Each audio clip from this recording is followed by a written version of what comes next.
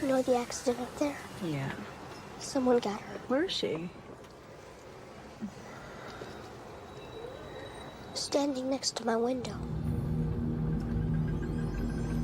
Did you ever talk to your mom about how things are? I don't tell her things. Why not? Because she doesn't look at me like everybody else, and I don't want her to. I don't want her to know. Know what? Do you ever feel the prickly things on the back of your neck? Yes. That's them.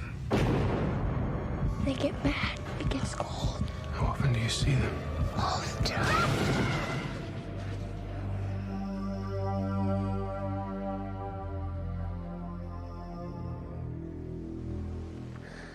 Please make them leave.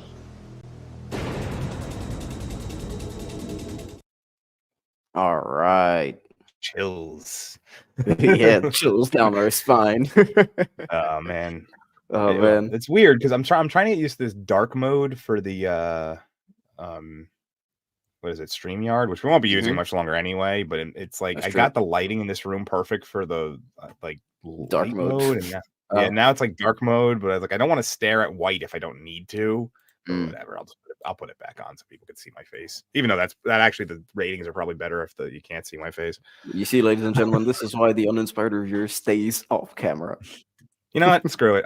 Actually, you know what? Now that I think about it, it probably fits the theme better if I'm darkened. So there we go. We'll just go with it. Plus, Plus, yes. my Dark Hour forehead is 2024. It probably hits the theme better if I'm darkened. Beautiful. But also, my forehead's all beat up from earlier today. So, how you doing today, buddy? I'm doing great, man. What about you? I'm doing pretty good, man. I feel like we haven't done one of these in a while. Probably because the last one we did was a morning show. Yeah, it was a morning show. That's true. Yeah, it did feel. I enjoyed that, but it just felt different. It hit different first thing in the morning. Then like this is really me. It was in the afternoon. Yeah, I was chilling. Now this is literally me coming home less than an hour after finishing work, prepping everything up, and then we're hitting it live, dude. Like I like it. Yeah. Well, don't worry. We're going to be changing up the time slot in the near future, but for now, we're sticking with this one. And yes, sir.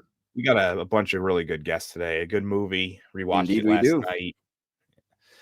But I think we should get some guests in here first. Which order should I go in? Let's go. Let's go most recent on the show to longest on the show. So we'll start with my good friend, Mr. Tyler Wolf, who sees cat people, apparently. I couldn't think of a better phrase other than that. And I'm just sitting there going, well, who stands out amongst this crowd? Oh, uninspired's always the cat, so I'll just go with that. And plus, I know now that the cat fans in the audience as well. So yeah, I was gonna say, and you introduced your cat onto your first tits ever. So there's that about the tits stream. That was I've been waiting to do that for a while. I'm probably gonna be having another one of those in November. Whenever B Sup is canceled, I will be probably putting that in there instead. But and who knows? Maybe Tyler will be on that one. You never know. But how you doing today, buddy? Doing all right, thanks. Glad that you can make it. I know this was one that I remember when I showed you the schedule a long time ago, you were like, absolute, make sure I'm on that one. And I was like, don't worry, you're on. It was like, I mean, the thing said Shyamalan in general, so I honestly would have shown up regardless, just because. Yeah, we had put just like Shyamalan movie. We hadn't really picked one yet, but yeah, because to describe Shyamalan's career as interesting would not give him enough credit. Dude, yeah, we were even planning on doing a T-Wars Mystery Gang on Shyamalan's entire career, like kind of like a roundtable thing. But dude, this could kind of like be a segue into it because I have a feeling there's no way it wouldn't. Yeah, because this is one of his finest films like ever. It's definitely one of his top two, I would say, if not the number one. But after rewatching it, my opinion may have changed slightly. I used to have it at like number 3, and I think I may have bumped it up to number 2 now. But we'll get to that later. Yeah, let's bring in the rest of the guests. Let's see. I think the next closest one that's been on is got probably the best changes on her profile picture all the time. And she was a late ad on this, but I like to get her in when I can, and that is the Eclectic Goat, with the scariest looking goat I've ever seen. She sees dead goats, apparently. So I'm glad you approve. I figured, considering that I've spent the last week sounding like The Walking Dead, this was, the best I was going to get. Yeah, I But I woke was up not. kind of like But I was. horse. But I was not about to miss this. So I have medication. I have tea. I'm all ready to go, and I'm just here to have the hot takes on this movie. So Well, we'll get there soon enough. That is a creepy looking profile picture, though. I don't know how I'm going to be able to like I stare at said, I that. just the fact that the AI program gave me the picture and then decided to put a cheerful apple tree and a pond in the background was hysterical. You know what I thought that actually was? I thought that was like Christmas lights on that tree. But now that you mentioned it, I could see it's No, apples. Yeah, you know yeah, what? That kind of looks like Krampus on his year off. Yeah, it's Krampus on okay. holiday. So I actually so I'm just finishing up my sci-fi unappreciated 90s sci-fi video, and this actually was one of the avatars I got in an attempt to get that done. I was Oh. actually looking for a sci-fi goat, and let me tell you, some of the combos it came up with in the 6 attempts were really priceless. I may run through some later just for entertainment Yeah, value. you could pull them up if you want. We'll take a look. That could be a thing we do later. But we got 2 more guests. Next lady, she hasn't been on for a while. Unfortunately, one of the ones that she was on for got canceled. So I decided, we got to get her back in, and this was the next one she was interested in, and that's from Ms. Martin's muses, Ms. Martin herself, who is ambitious, resourceful, determined, and clever. Apparently. Oh. Hello there. Oh, you know what that's from? Oh my gosh, that is from. I'll change my avatar rather. I You was can on a leave Harry that. Potter stream. I've just made it a mission today that if you have a headline, I'm reading it. So. No, that's fair. I had left that up from when I was showing my Slytherin qualities during a stream. So there I am. I'm a Slytherin. I admit it. No shame. Well, that kind of fits, the season with snakes and parcel tongue and all of that. That's something we haven't. That'll probably be like a year-long franchise or something that we do at some point, because you can't really just do one Harry Potter movie. You got to do them all. So no, it's one big story. Fantastic story. But how are you doing today, Teresa? Oh, I'm doing fantastic. I'm just sitting here chilling. I rewatched the movie last night, so I'm really ready for it. I haven't watched it in at least 15 years, so it really was fresh. I've waited till. Yes.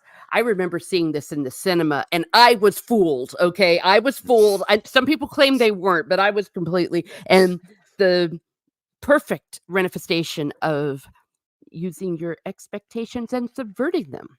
This is it done well.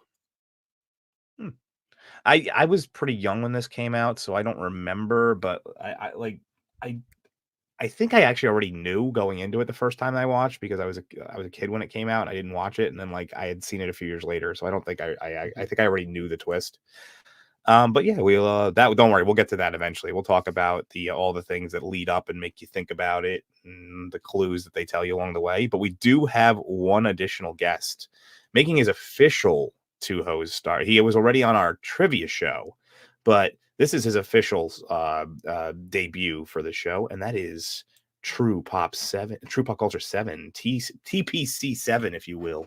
You fucked up that intro. Dude. Yeah, sorry, because I went because when I pulled it up, he only has True Pop, then it's True Pop Culture, and it screwed me up. So. Dude, I'm so used to welcome. reading it exactly from script reading for my video essays. I just read it exactly the way it is now. So I saw True Pop, and then I just it screwed me up. Dude, welcome on True Pop. No, thank you so much for having me. It's always a pleasure to talk movies and nerds. Live in an area where I'm mostly surrounded by normies, so these live streams are always like my geek fest nerd kind of thing. So yeah, it's always a pleasure to talk with you guys. And whoever I have on my live streams as well. No, thank you again for having me. And yeah, Sixth Sense, probably the best Shyamalan movie. I think it has the least writing flaws to it. It might not be my favorite one. That might be Signs. But yeah. I'm kind of in the same boat where I don't think necessarily Signs is a better film, but I think I had more enjoyment because I prefer aliens over ghosts as a narrative device. So. Oh, that's interesting because Oh yeah, Shyamalan said that he loved using ghosts because while he was trying to write The Sixth Sense, he was actually thinking of like a kind of a story, where he could write something that he knew, but it was achievable on a low budget because he wanted to do a low budget movie, and so he thought about ghosts because he loved ghost stories. Nice. So yeah, I, and I, that's why I he wrote it. nice. I have to tell you guys, I hate Shyamalan's guts right now because the angriest I've ever been walking out of the theater was after seeing Glass, and Really? yeah, I mean, yeah. I Really? understand because Glass is a kind of a disappointment. I've Like it Oh, really it is. was like it was Definitely like a wasn't. TLJ of Unbreakable, basically. I mean, that seems harsh. They drowned our main character in a puddle. In a puddle. I mean, his weakness was water, But you just go ahead and drown your main most interesting character in a puddle. Like that is just anti-plot armor right there. So I mean, reverse plot. I that's do assuming that have you found like him the most interesting character.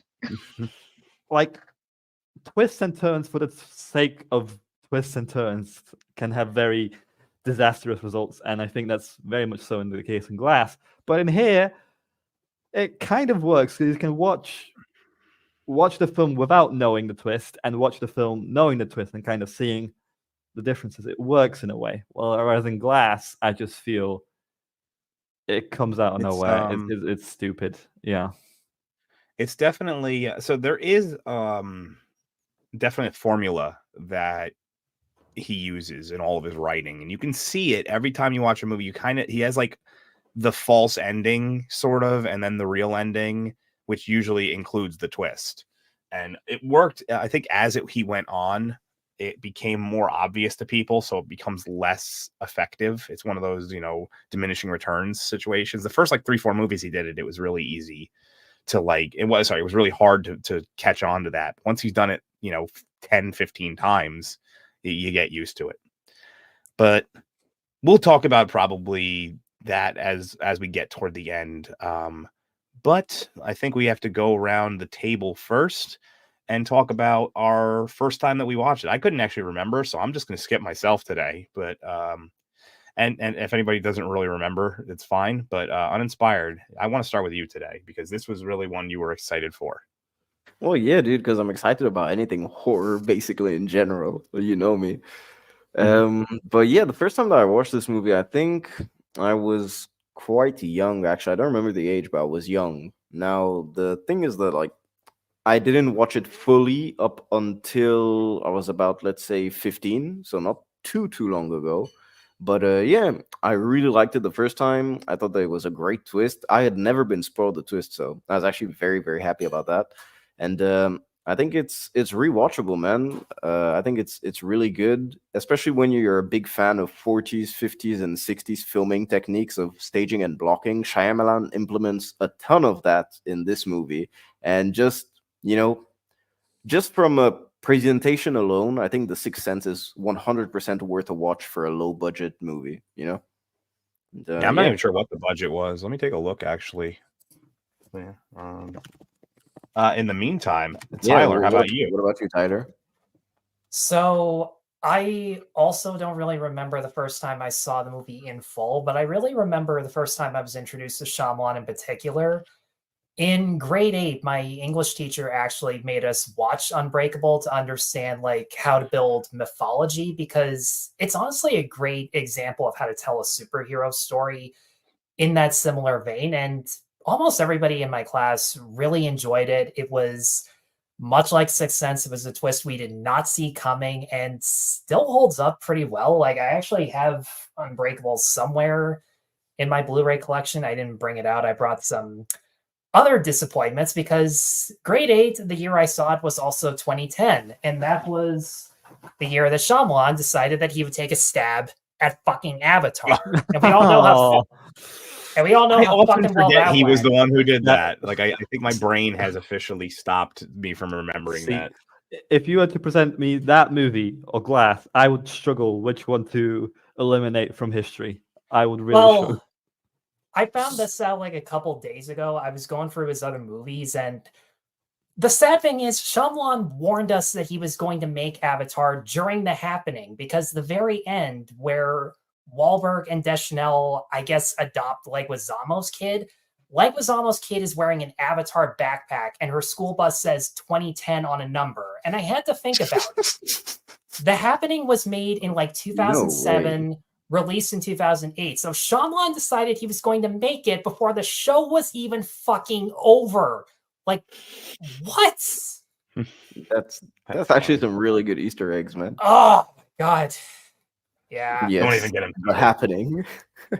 I've not actually heard. I thought I've heard of every of his movie. I've not actually heard of Oh, that one. dude, you've never heard of The Happening? You've got to No. see The Happening. No man. fucking way, It's man. probably his I most thought- infamous. Yeah, it's Right. probably his most infamous. I thought you guys were talking about the Nick Cage movie, The Knowing. I thought you guys were talking Oh, about that. no, movie. no. No, I actually like The no. Knowing, man. I think The Knowing is pretty cool. But The Happening is utter stupidity. It's literally the lowest level of Shyamalan, dude. It's utter nonsense. Interesting. Yeah, whatever bad stuff about Shyamalan, this is the best example of getting some drinks, maybe a little weed while you're at it, and just laughing your ass off, Oh, because no. it's amazing in that regard. That's funny. But yeah, I think a lot of us are probably not gonna really truly, because what is it? It's the 25th anniversary right now. This movie, right? That really surprised me. Yeah. I just looked it up. So it was because I was looking it up. It was 40 million when it came out, made 672. So it annihilated. And that's in 99 money. So that would be I could tell you, but that'd be definitely $1 billion movie now. Yeah, it's And definitely one of the most profitable movies of all time. yeah, and it actually it's what is it? It's red carpet debut versus its theater debut actually split my birthday. It was August 2nd was when they had their premiere, and then August 6th was when it officially came out there. I'm August 4th. It was right in the middle. So I had just turned 11. So that's probably why I didn't watch it. I think I saw it when I was 14. I think it's when I watched a couple of years later. And so that's my little intro there. That's what I remember. But Goat, are you there? Because I see that you have. Okay, just double checking before I throw it to you. You're all making me feel really old. I distinctly remember when I saw this because it came out while I was in college. Well, tell us So about it. I saw it in the theater when it came out. So Ms. Muses said that some people said that they were not fooled by it. I wouldn't say that I wasn't fooled. I did not know exactly what the twist was going to be at the end, and of course Shyamalan wasn't known for being the twist guy. Well, yeah, I mean, he couldn't have been yet. This was really his, thing that made him.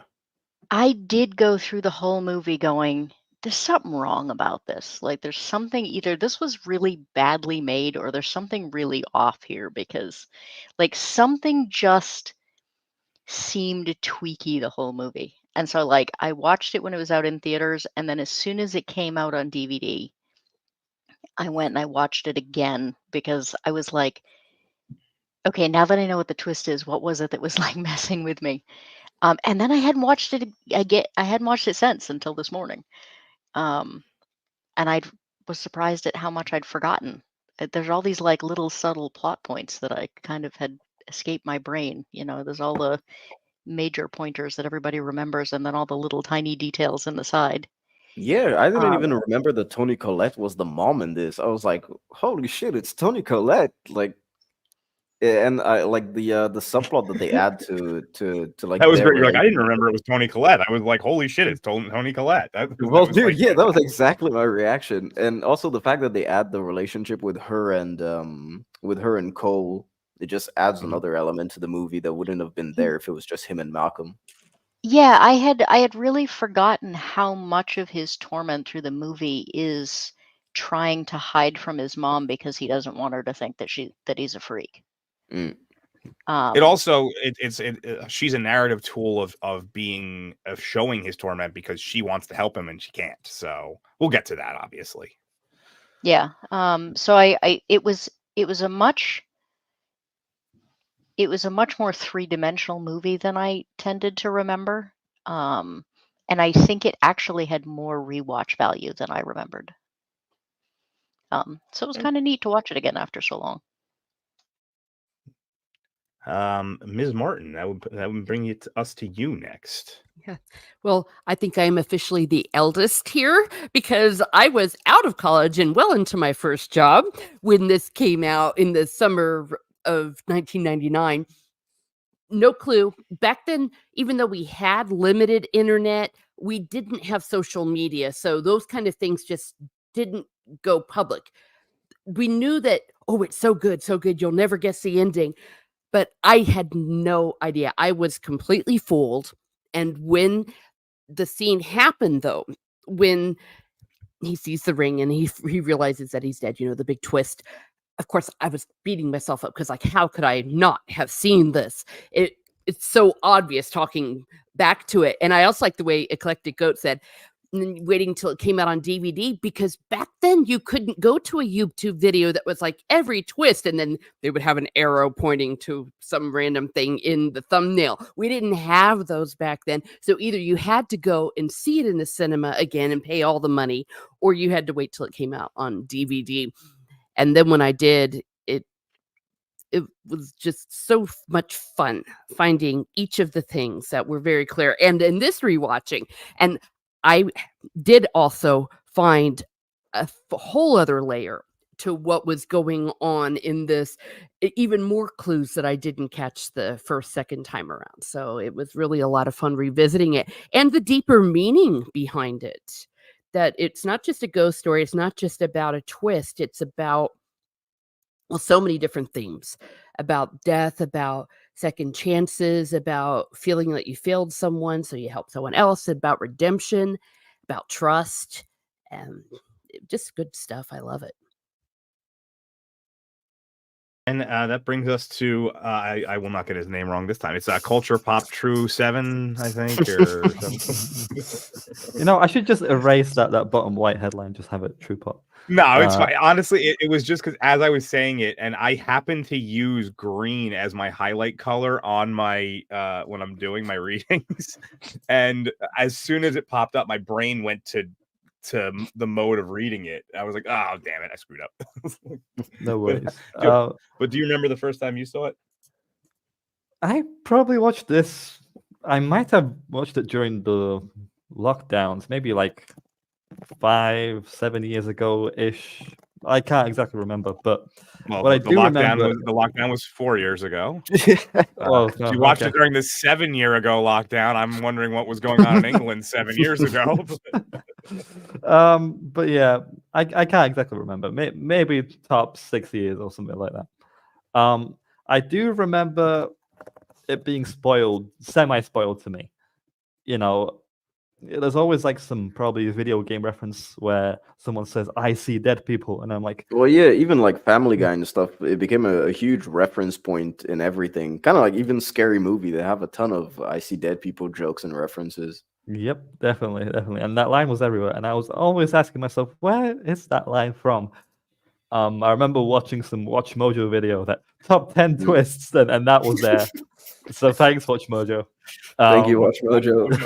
You're getting to the point where it's gonna be to be fair, if you're watching a video, if you're watching a video called Top 10 Twists, you're just asking for spoilers.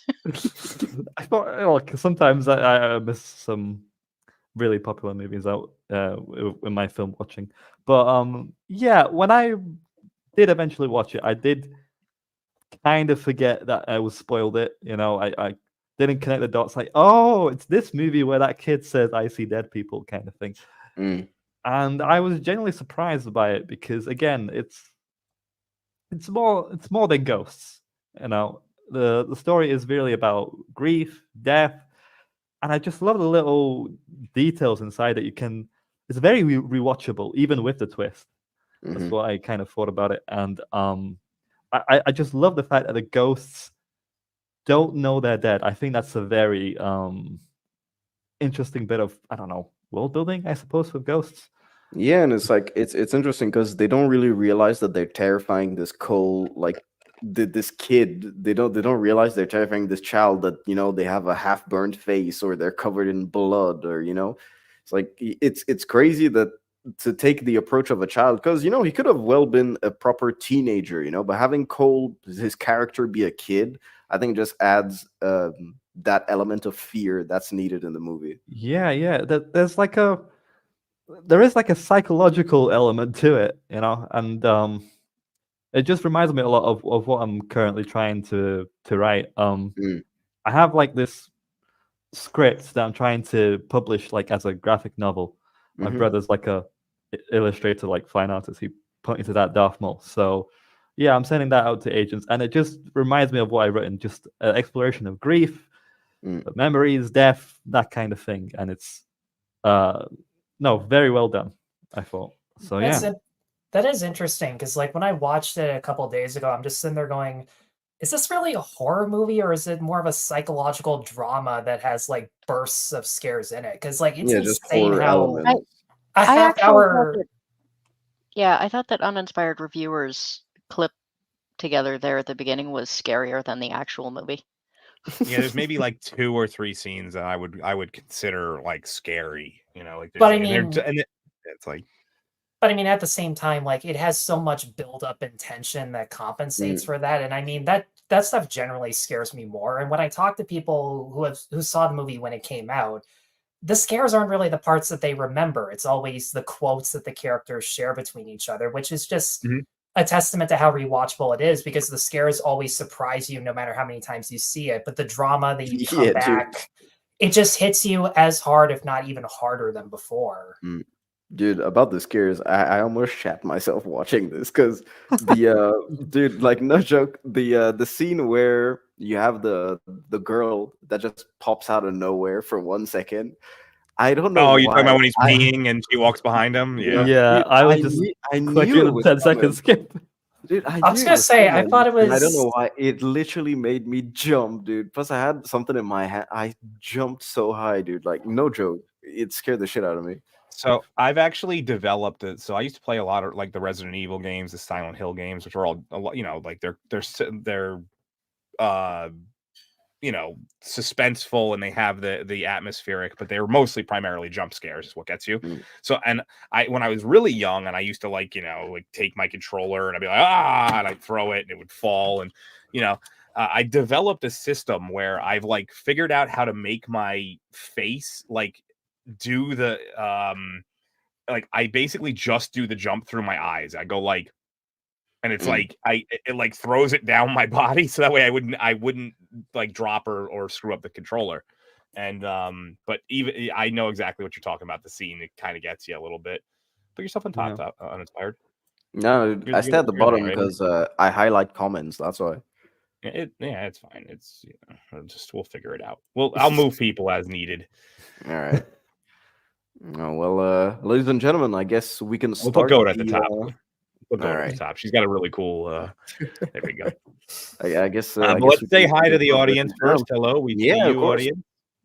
We do these like intros and stuff to let people get a chance to come in. Hello, Igor. You guys spend too much time with Mauler and Drinker. Now you're starting late as well. I mean, you're like 90 seconds late. That's actually a Gary thing, mind you. Jeez. Welcome, Igor, and the Heathen Monk for $1. Thank you, Heathen Monk, man. Dude, supporting the channel, man. It's we had one great. More, which is funny because it's from Common People, and he's like, I want the chat to guess Dark Hour's age. I just told you I was 11 when this movie came out. Do the math. I'm too lazy to do math. I'm 25. I'm 36. 69 dudes. Rachel Percy Art, hey, and of course Professor R2. Professor, we have Eraserhead in the chat. Jamma has also been chilling. Dude, Big C stopped by. The elusive Sasquatch made an appearance, and also shameless plug. Tap into the Discord, everyone. We have a Discord. We're still trying to build that up. It's not quite. You're going to get there. There's not going to be too much conversation going on yet, but as it builds up, more conversation happens. That's how those things work. Now, of course, to create a bit of friction with the chat already, we have James Wooler that says science is better than Sixth Sense. Ooh, all right. You know what? I'll make a poll. I'll like put up like maybe like 4 of his movies, the ones I deem like possibly what people might think. Do a top three. Yeah, I'll do like a top. So now sixth has 0 rewatchability in my opinion. I can watch 7 even knowing the ending, but not with Sixth Sense. That is a bold statement, my friend. But, 6, 7, yeah. and then I actually originally, when I was writing the schedule, I wanted to work in where I like had multiple movies that had the numbers in the titles, like 6 Sense, 7. Like I couldn't figure out how to make it work though, unfortunately. And of course, we also have Sen in the chat who says, "Knowing is very fun." Yes, it is a fun Nick Cage movie. I like it. It's kind of cool with the kind of stupid with the coffee stuff that it does, but I like it nonetheless. And yeah, so Hollywood Pictures, ladies and gentlemen. I have to this day, I don't know what else these guys have made their production company, man. I can look it up in a minute. Let me just finish out my no joke. This is the only place I've seen Hollywood Pictures. And so yeah, You know what I've noticed? There's like a gag in Family Guy, with like studio production logos at the companies, beginning of the movie, and he constantly thinks, "Oh, the movie is starting," but it's another studio logo. Like I find that a problem very much in like indie movies or movies that weren't made by the big studios. Like they always have like 5 or 10 different unknown studio logos, kind of thing. yeah, dude. So Hollywood Pictures actually produced The Rock, not Dwayne Johnson. The real Rock. That's what it produced. I love one of my favorite quotes in movie history is from The Rock when they break Sean Connery out of prison, and he does the whole thing with the like rock and breaks it through and he's like, "Womack, why am I not surprised, you piece of shit?" I just love that line. Dude, yeah, so they made The Rock, they produced Tombstone as well, man. Tombstone, absolute classic. And they were basically a branch of the Walt Disney Company that was made to distribute adult-oriented films. So it started in 1989. 1989, of course, shout out to Bill and Ted. That's the first year. That's the year it came out. Dude, I love Bill and Ted. 100%. We're gonna definitely do The Rock now because I just want to. I have to practice that. I want to get it perfect next time I say it. And the company was defunct in 2007. So R.I.P. Hollywood Pictures, man. So basically, it's Buena Vista, but even cheaper. Kind of, yeah. That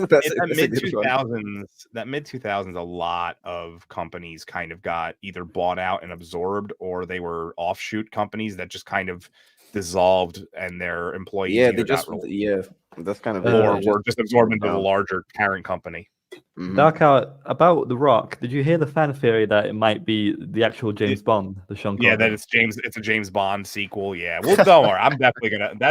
I think we'll do like a Nicolas Cage month. I think because we can do an NNN Nick Cage November, dude. If you do some of his like really weird movies, I want in on at least one. Yeah, dude, we'll definitely do something like Mom and Dad, dude. Like Mom and Dad, crazy ass Nick Cage movie.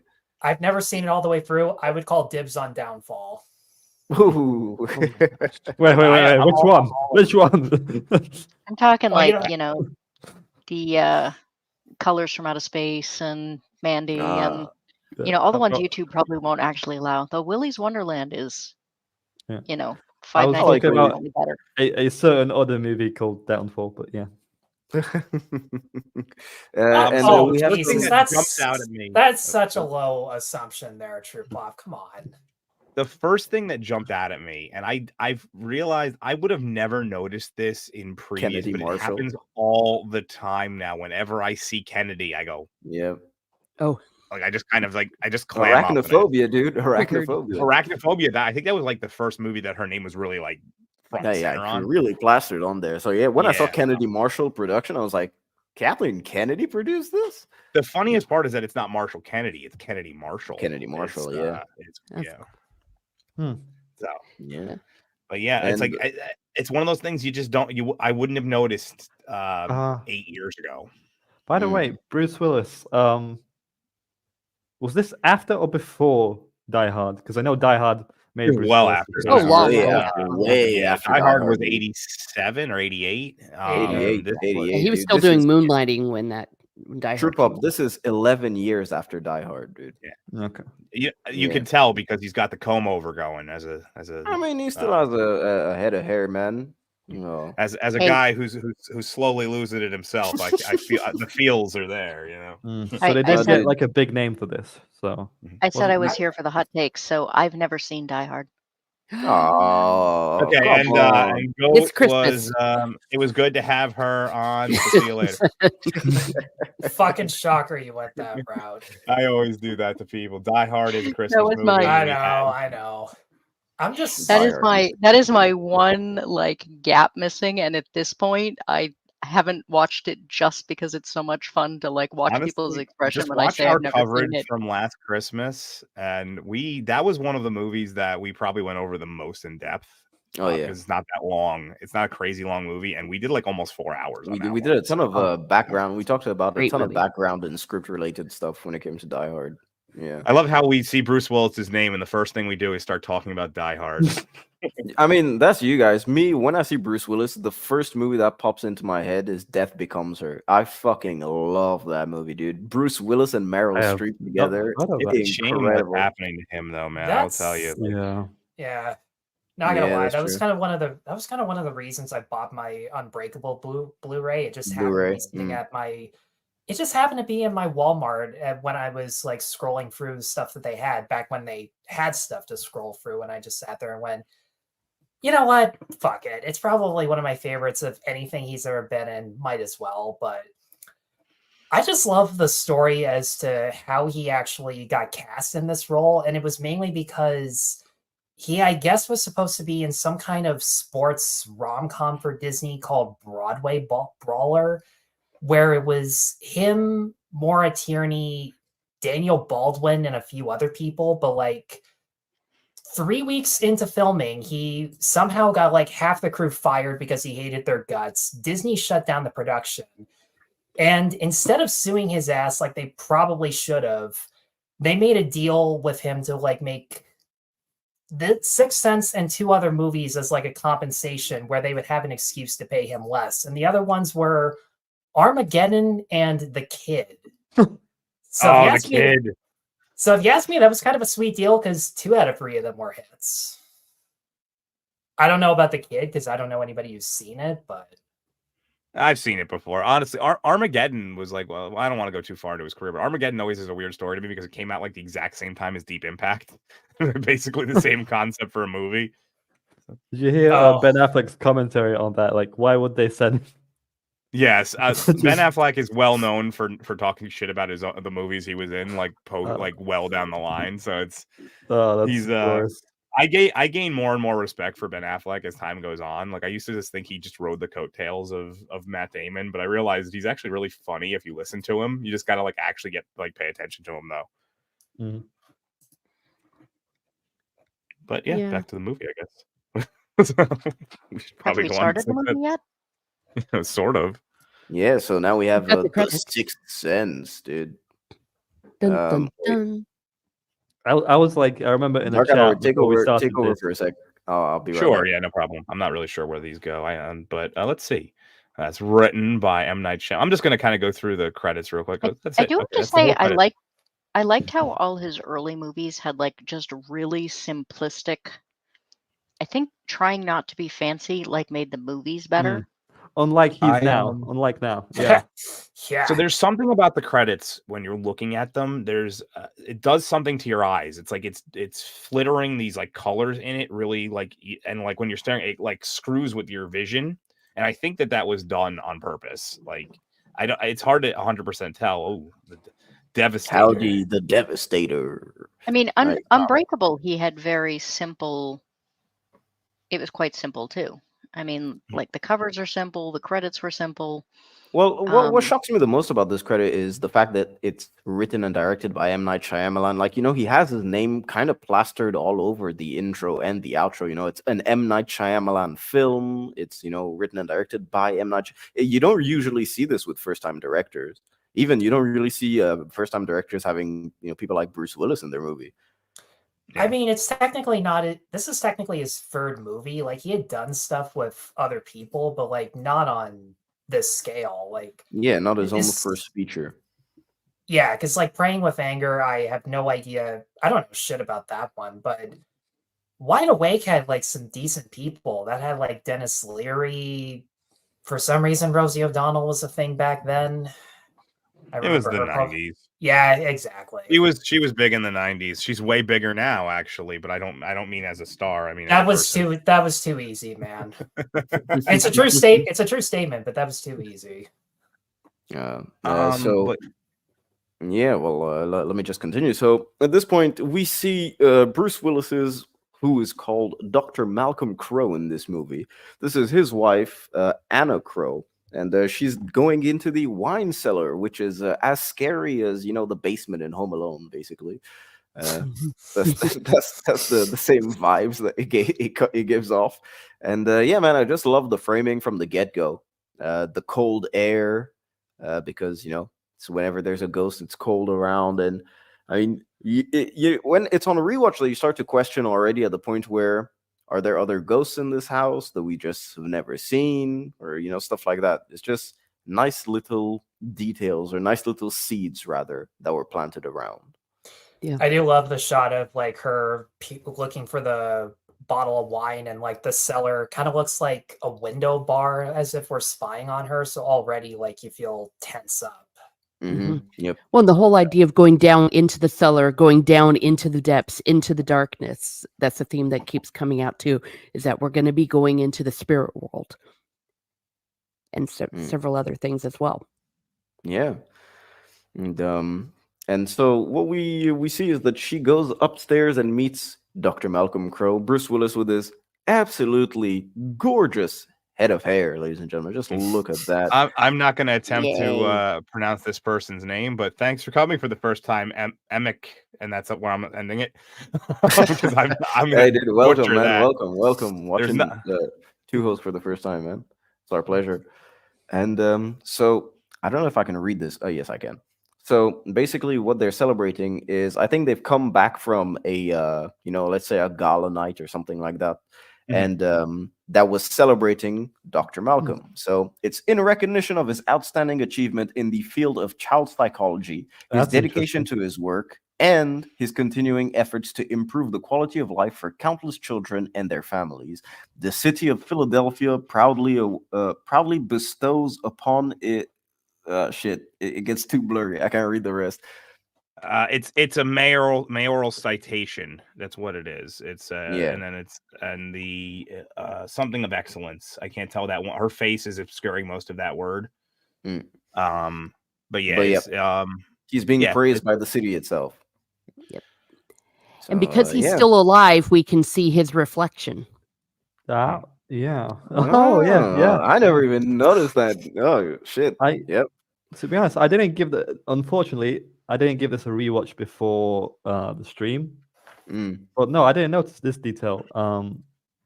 It's interesting that child psychology specifically. Yeah, well, that's what he I imagine specializes I imagine that's a lot harder line of work than because it's what I do know about psychologists, therapists, and that it's a lot harder to break through to a child. When you eventually do, it becomes easier, because once you are through, they tend to be more trusting after the fact. But that initial breakthrough is a lot harder on children. Oh yeah, definitely. I think you used to work in like the mental health field, right? Don't remind me. But am I right about that it's usually the initial is a lot harder with children, but then once you do get in, they tend to kind of imprint on you a little bit more? So I had a hard and fast rule: I would not work with anyone under the age of 12, because there had to be a certain segment of the population I didn't hate. Oh. So I have to say that while everyone else has been having all these clever details about the cold and, you know, the basement and all the symbolism, all I keep thinking is there are two crows together and there's about to be a murder. A murder of crows.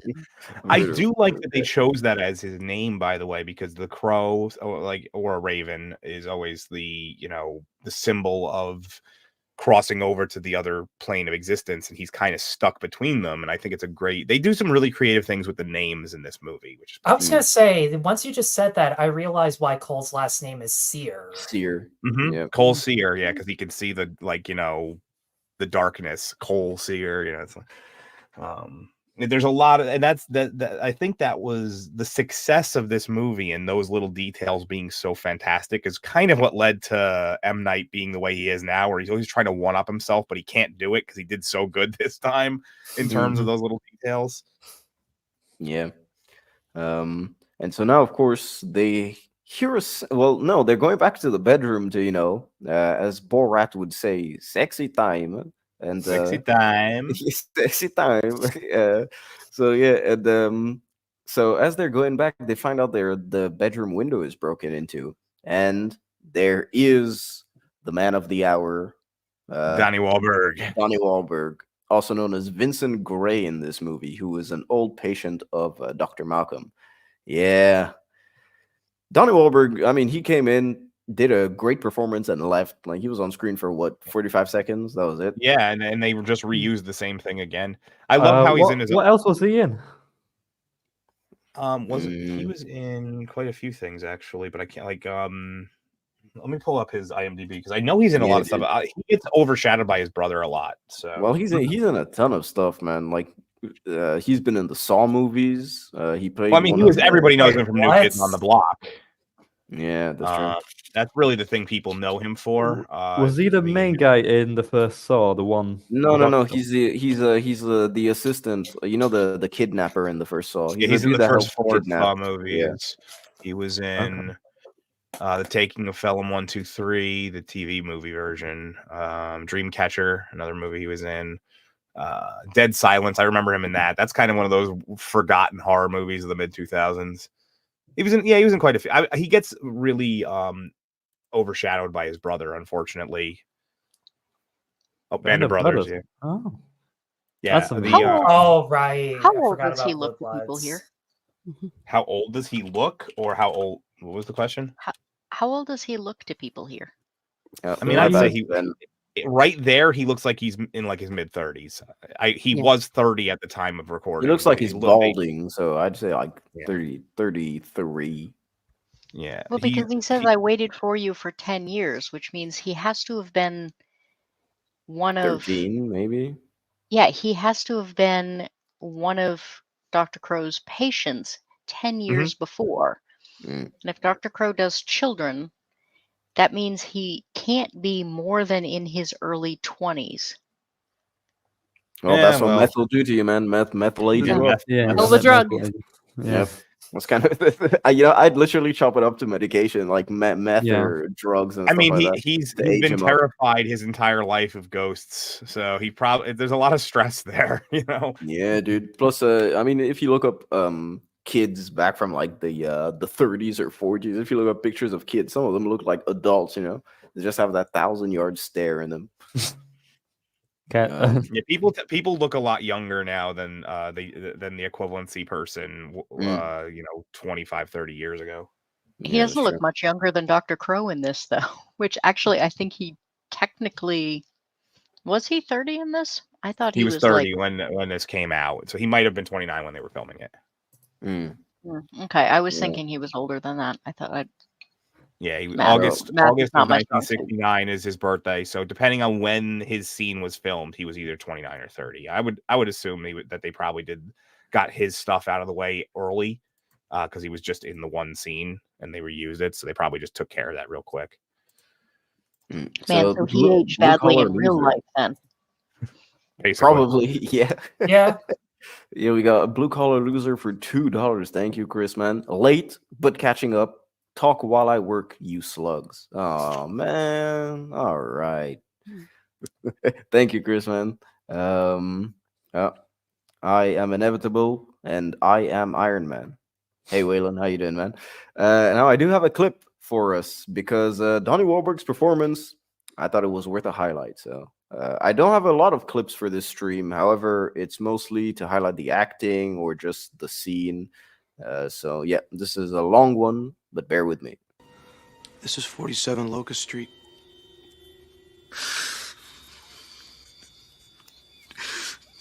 know why you're afraid when you're alone? What do you want? What he promised me! I know you. Don't you know me, hero? Don't you even remember your own patience? You told me I was having trouble coping with my parents' divorce. You were wrong. You were wrong. Just give me a minute. I waited 10 years for you. I'm not giving you nothing. I do remember you. Quiet, very smart, unusually compassionate. You forgot cursed. You failed me. You failed me! Vincent, I'm sorry if I didn't help you. But if you just give me a chance.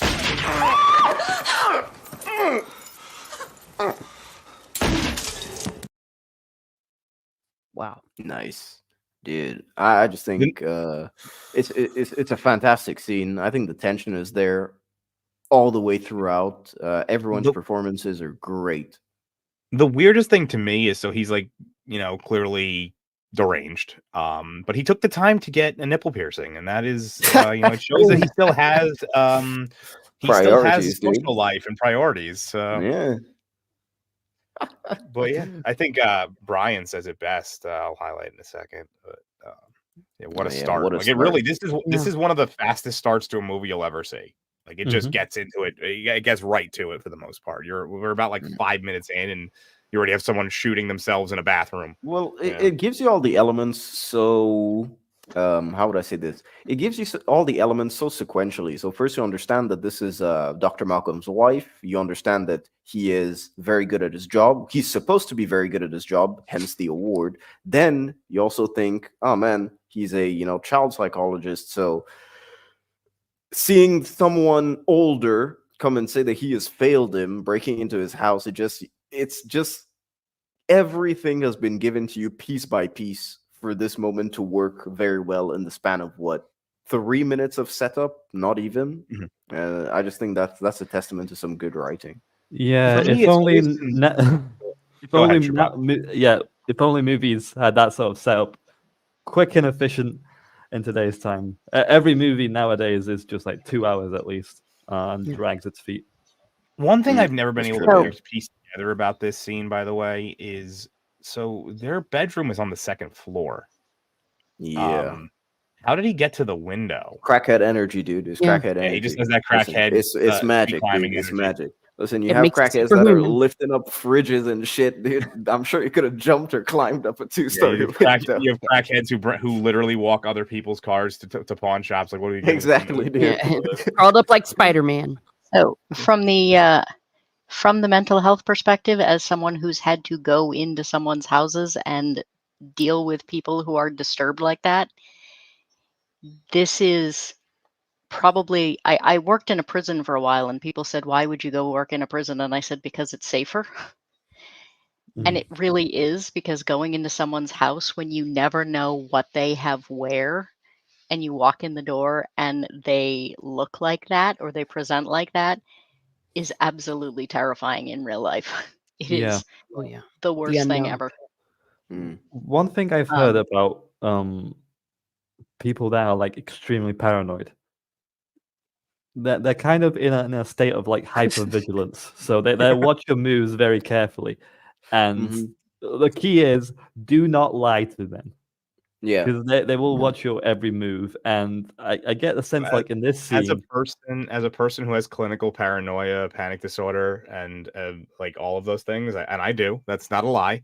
Yes, hypervigilance is a thing. You kind of keep eyeing people up and down and up and down. You're always expecting them to do something.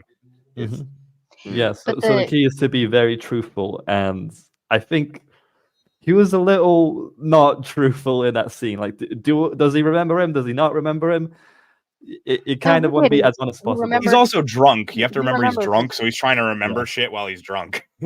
Yeah, he does say his name though, and he actually says other details that weren't in that clip. But textbook, everything he did was correct. He was calm. He told him there were no drugs in the household. He kept his hands out of his pockets. He kept his hands visual. He moved so that he'd be able to see in. The guy didn't have any clothes on, so it wasn't likely he was carrying a weapon. And that split second that he had it in the sink, I'd seen this before, and I kept looking at it going, where does he keep the gun? I don't remember how he gets the gun here.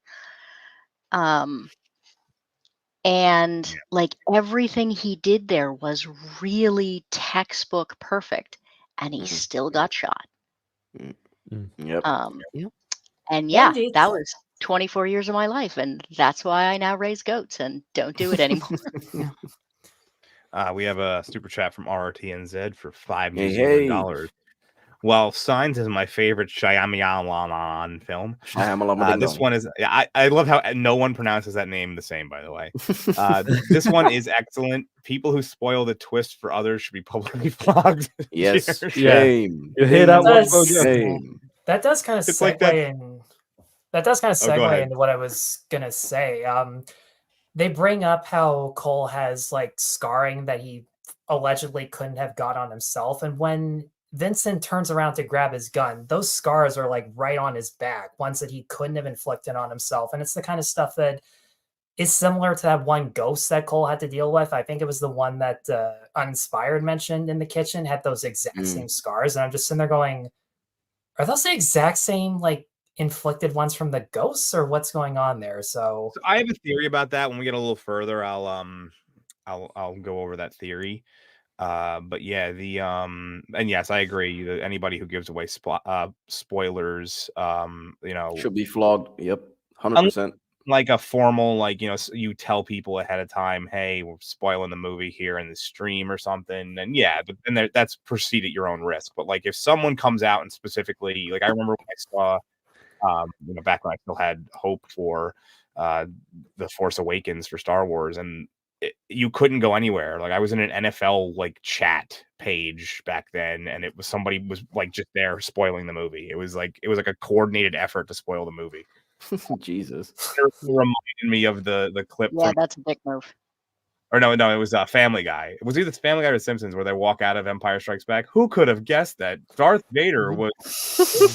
Yeah, that was The Simpsons. To make you feel better, someone spoiled The Force Awakens for it. This was before everyone watched it. Like there was a lot of hype for it, and yeah, Han Solo dies, by the way. And I'm just like, I managed to forget it in the cinema, but the movie was shit anyway. So I don't think it would have made a difference not knowing that going in. If anything, it actually improved it, because I was like, okay, when are they gonna kill him? This is getting pretty far into the movie. Yeah. But yeah, what an intro, as not Brian said. So it's a fantastic intro. It just sets the tone, and it sets the pace as well, because everything was pretty concise in the storytelling wise. Everything just went in smoothly. And this movie isn't that long, as we said. It's what is it, like 100 minutes? No, 90? It's like an hour, more or less, an hour 47 or something like that. Yeah, it's not long at all. And it kind of ends abruptly too. As I was saying about, Shyamalan's homages to the 40s, 50s, and 60s films, it ends abruptly exactly like those. Once the twist is done and Bruce Willis, fades into the light, it's done. Nothing, you don't go back to see Cole or anything. Yeah. And the last time that they see each other is actually quite far from the ending of the movie. It's about 15 minutes before the movie ends, the last time they see each other. So yeah, it's pretty interesting to see the cues, especially on his first proper feature film. I think it's quite interesting. By the way, the transition to Bruce Willis getting shot here, and then we just smoothly go on. Next fall. It's very hard to pick up that he's dead in that moment alone. I remember like watching it, just like, oh, okay, he's just carrying on with his life, right? It's weird that I didn't think about it watching it the first time. Standard run of the mill, got shot in Philadelphia. Like you do. Like you do. Yeah. And this is one of those on rewatch that you're like, of course it's ambiguous, because he's kind of in the afterlife, so time doesn't really have meaning to him. It's like kind of fade to black, and then the next fall, something a little bit nebulous. You kind of assume that through the next scenes that him being shot kind of was the downfall of his life, because he seems quite sad, quite miserable with his wife. You kind of think they're separated, and you don't really catch the fact that he's actually dead. you do feel like the scene affected him in some way. I think that's why it doesn't feel abrupt. It just feels very smooth. So I from think being shot what to you this. get the sense that it affected him in that he was so like he basically was so upset, and obviously he got shot, but he was so profoundly felt like a failure because it's on. I think what was it? It's on I the highlighted. day that he's being, Yeah, his rewarded about his, his achievements is the day his biggest failure appears in front of him. That's exactly. what I Matt highlighted Bryan it. was saying in the chat. Yeah, it was not Brian, and or his name's actually Brian. Everybody, just so you know. But and so I think as a first time watcher, you're drawn into like, oh, that just became a point of him being extremely focused and like, I need to fix every kid now. Yeah, you think it's just going to be a switch up in the status quo after that, because it's him trying to do it more because maybe you learn throughout the film that he was doing it more for fame than he was to actually help kids, and now he really wants to do it to help kids. That's the way you would think it was going if you probably didn't see any trailers or anything like that. But yeah, so we finally go on Cole Sear, played by Haley Joel Osment, who man, give that kid an Oscar, dude. I don't know what else Honestly, to say. I remember when I was younger and like I made fun of him a lot, like, oh, look at this kid, he's stupid, but it was really just jealousy. I mean, now that I he think really about it, honestly owns the scene. name Yeah, a as better far as child actors actor go in the performance. 90s. The as dude far as from child E.T., actors go in man. the 90s, he was huge. Oh yeah, true. But this is definitely like top 5 child actor performance. Honestly, as I get older, I have more and more appreciation for his role here, and it's almost a shame that his career didn't really go any further when he Hey got man, to he an made one of adult. my favorite comedies of all time, which is Sex Education. That came out in like I 2014. mean, he's still working, which is better than most child actors. Most of them just go into obscurity, do the con Yeah. scene, and get I into think drugs. the only child actor that has proper flow of consistent work and is recognized is Henry Thomas. Like that dude is everywhere because of Mike Flanagan. That dude is literally everywhere now. So But yeah, he's still working. It's just he never reached the heights that his early career did. It's like he started with something that was just so amazing right out the gate that he was never able to achieve again. It almost mirrors M. Night Shyamalan. They kind of this is the peak of both their careers right in the beginning. Yeah. I think the last time I saw him was like in The Boys, which was kind of a yeah, rough me too. show. Yeah, he had a cameo. That was it. I was gonna say his little sister has more of a career than he does now, and her career has just kind of gotten a resurgence recently. Who's his sister? Emily Osment from Hannah Montana, of all things. Oh my god. Well, isn't that kind of an issue with child actors in general, though? I mean, it seems like, like the kid who played Joffrey on House of the Dragon had to quit acting because like everyone hated him personally. Well, that was I hate the bomb on the parade, but that's actually not true. He said he didn't like screen acting. He went back to theater, but he has some now film. He's made some comebacks in film. I was gonna say, I read somewhere the kid who played Joffrey. Wait a minute, you mean the guy, the kid who was handed Batman's telescope? That kid? Oh yeah, that dude. kid. Yeah, in Batman Begins, it was him. Yeah. Sorry, Tyler. I had to get that joke in before it was no longer relevant. Go on. No, So that's valid. RTNZ, man, RTNZ, you're making me feel very young. I did not know that Kurt Russell was a child actor. What movies has child Kurt Russell made? I didn't even know that this was real. First time hearing about it. Sure, he was. I never knew he was a child actor ever. I think of like child actors who are still going. I just think of Jodie Foster, and that's about it. Kurt Russell. Let's see what he was. I mean, a lot of the Goonies ended up, or at least some of them ended up with other roles after the fact. Oh yeah, true. Well, yeah, I guess Kurt Russell was in his first few movies were when he was around like 12, 13 years old. So yeah. Nothing really stands out to me here. As something maybe I've let me seen check like his television. Morpheus in Apocalypse. Oh, he was in Dennis the Menace once. He was in a lot Dennis of TV the shows. Menace. As a kid. Yeah, he was in a lot of Oh, my TV shows goodness. as like as one-off kid roles. But yeah, I mean, I'm sorry, Rachel Percy. My bad. This is weird. I mean, he makes me feel old all the time too. Don't worry. Yeah, go ahead, Tyler. Yeah, I was gonna say I just finished editing someone else's video about how like most people don't recognize Jenna Ortega's child acting work because she's done a lot of stuff before. I think most people figured her out before. A ton of things.